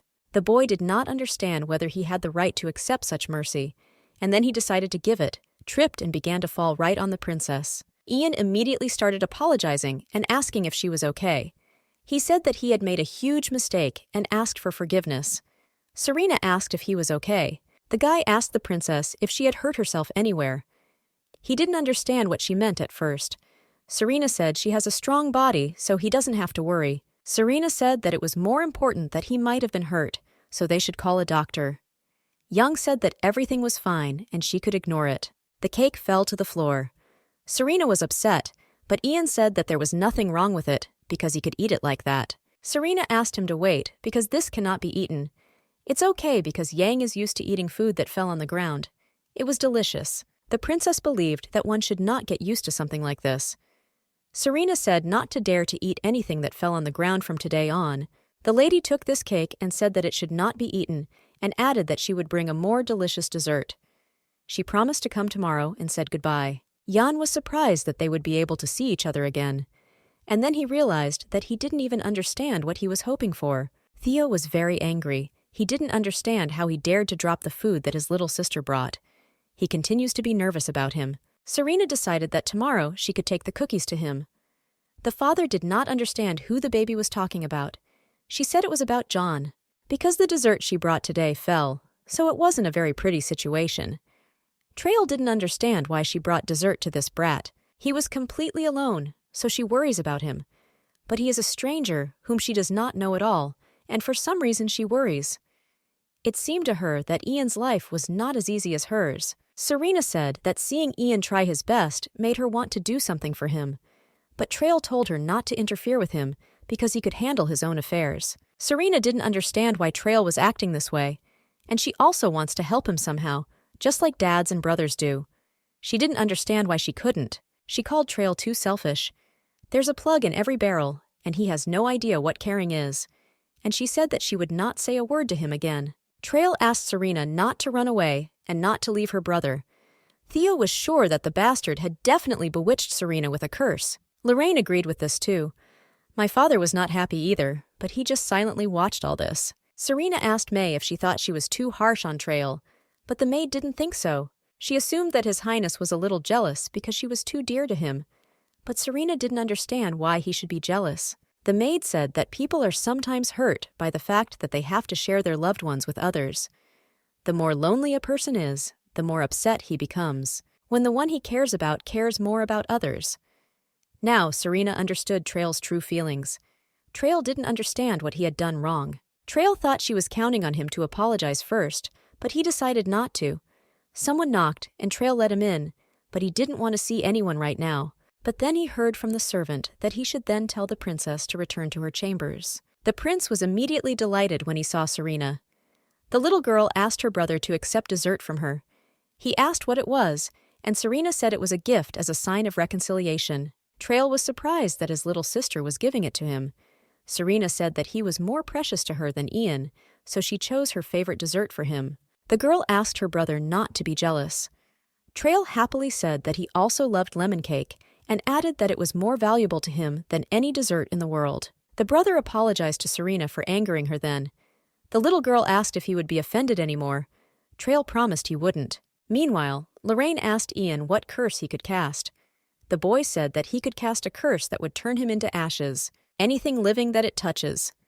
Rain thought for a moment because this was the first time he had heard of this type of curse. There are as many varieties of curses as there are varieties of flowers in this world. However, for there to be a curse that can make the object it targets disappear without a trace. Rain asked Ian how well he could control the power he had. Yang said that when he wants to cast a curse, he can do it. From the very first time, he couldn't control his power properly. Lorraine understood him and began to say something to himself. The prince noted that whether a wizard or a dark sorcerer, the measure of strength is determined by how much energy they are able to extract. As the vessel grows, the force contained within it naturally increases as well. In other words, if the vessel is not perfect, it will be absorbed by the force within. Ian was shocked when he found out about this. Lorraine said that he must first learn to control this ability. Rain saw his memories. The prince does not sympathize with him, but believes that he must tell him the reason why they are forced to do all this. Although the outer princess looks very small, in fact, she is the same age as Ian. Her body rotted due to a curse, so she had to turn back time, as a result of which she became such a small child as you can see her now. And the culprit of what happened was a dark sorcerer. Little sister Lorraine suffered more than anyone else here. Mom was next to her all the time.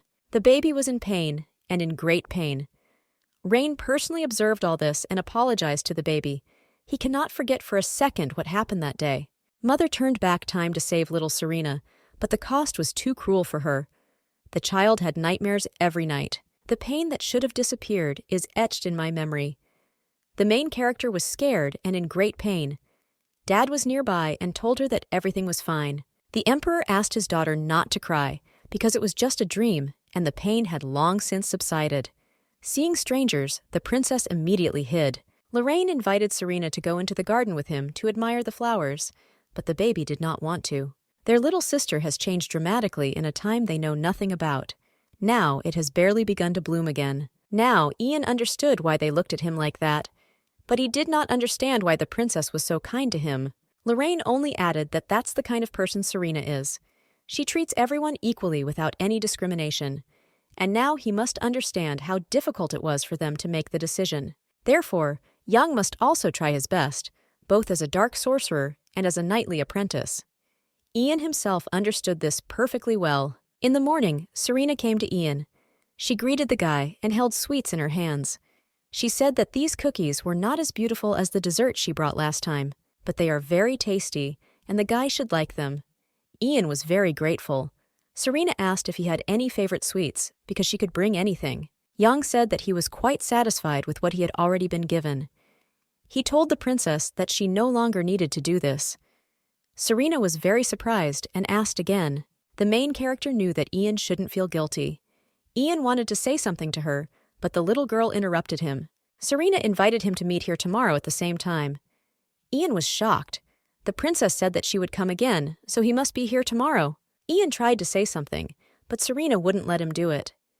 The main character decided that she would not back down. And the next day again, and in the following days too, Serena continued to come to meetings with Ian. The guy understood that if he continued to accept what she brought, it would never end. Ian decided to ask Serena why she continues to do all this.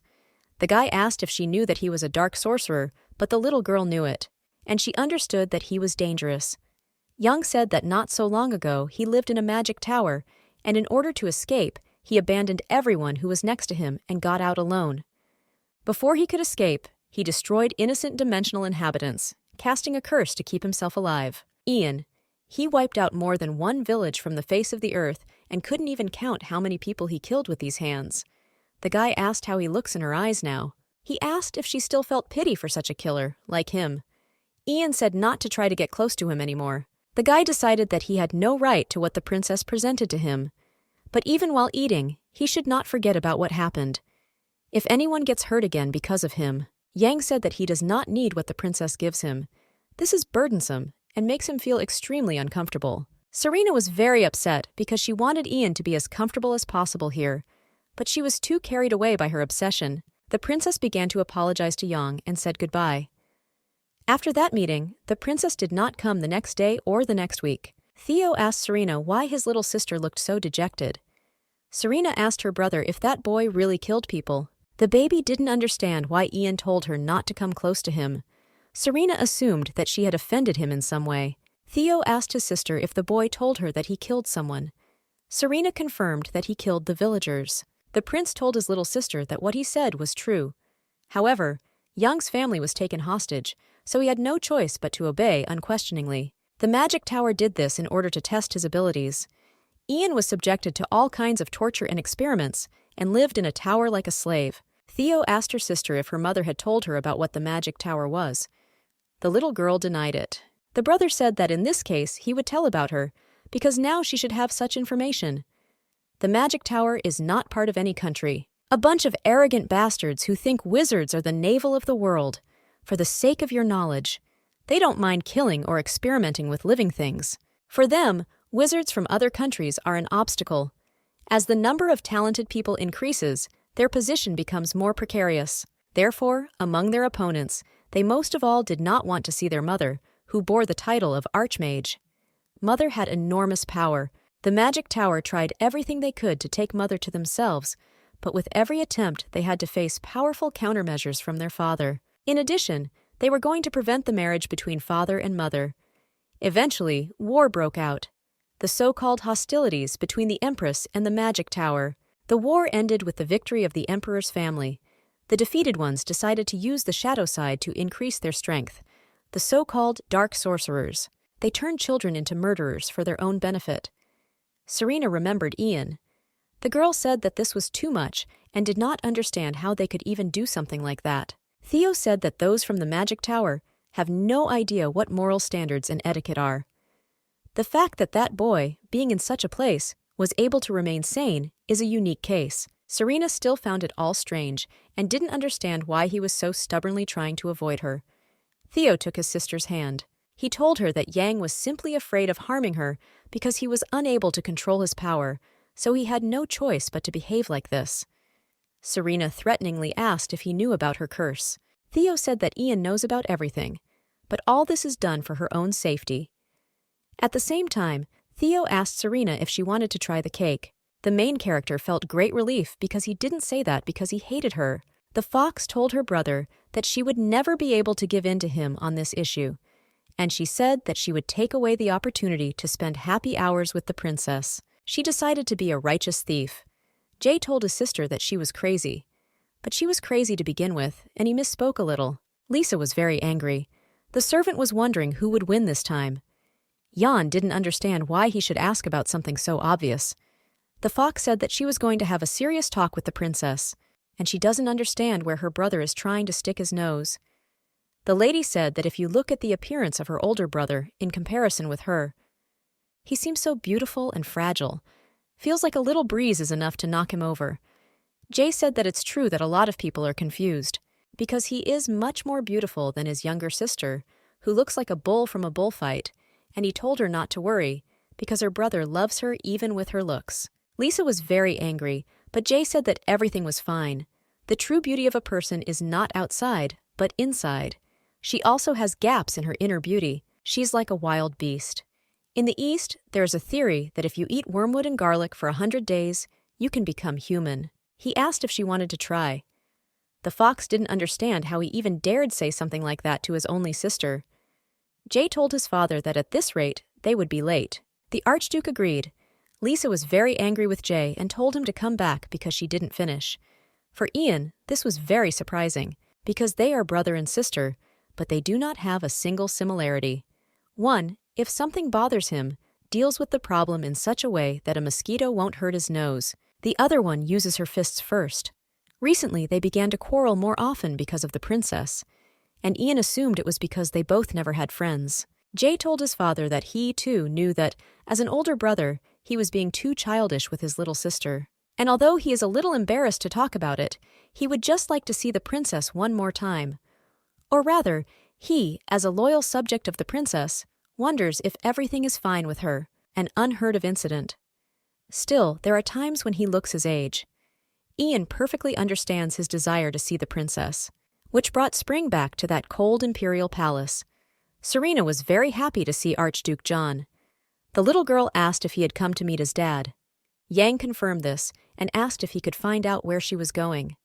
Serena said she was going to see her brother Rain. The man understood her. Jay apologized. He said that the imperial palace had actually come with her father to see her. However, if she already has an appointment, she may not pay attention. Serena said that he should have sent her a message in advance and arranged a visit. Jay admitted that he had acted extremely unwisely. They showed unheard of tactlessness. Jay promised to always send a request to meet her in writing from now on. But today, I'm a little upset that I didn't get to spend time with her. The father was shocked by what he said. Serena did say that she had some free time, so she could at least have a cup of tea with him. The guy apologized for disrupting her schedule, but the princess said that everything was in order and he could follow her, because there are no problems. Ian was in complete shock. Jay thanked the lady. Jay told his father that he needed to quickly go to meet His Majesty, because if he is delayed because of him, you will not be able to present yourself with dignity before His Majesty. While Jay is with Her Highness, Yang can slowly resolve the work issues that have arisen, and under no circumstances should he interfere with their happy time with the princess, but sometimes it really is very scary. Jay asked Serena if it would really be possible to send her a letter. Serena admitted that this would be a first for her because she had never sent letters to anyone outside of her family. Serena asked to listen to her request. If she does not turn out to be tactless, then she asks Jay to become her friend. The guy asked again in surprise. The princess said that if her request was in some way burdensome for him, then he could be something like a friend. Jay asked if he would become Her Majesty's first friend. Jay said with a smile that he was happy with everything, and it was the greatest honor of his entire life to become the first friend of Her Highness. Sir asked if it would really be possible to send him letters. Serena was all for it, because they are friends, and she likes such friendly relations. Lorraine was very interested in where his little sister was now. The second prince was informed that Her Highness the Princess was a little late to meet him.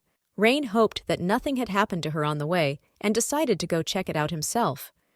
The servant said that the princess asked me to tell her that she was going to have tea with the young Mr. Sperado. They told the prince that if he waited a little, Her Highness would come soon. Lorraine quickly teleported to her little sister. He asked Jay if he dared to challenge the prince. Serena asked Jay what sweets he liked. He asked the same question in her direction. Serena said she loved the brownie with lemon syrup. It had such a nice tartness. Jay was surprised by such coincidences because he also likes this particular dessert. Jay noticed that they had similar preferences. Serena was very happy because Sir Jay was shining with happiness today. The guy said that he thinks about Her Highness every day and wants to see her.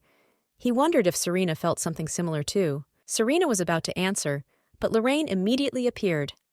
The baby was very scared because he very suddenly appeared out of thin air.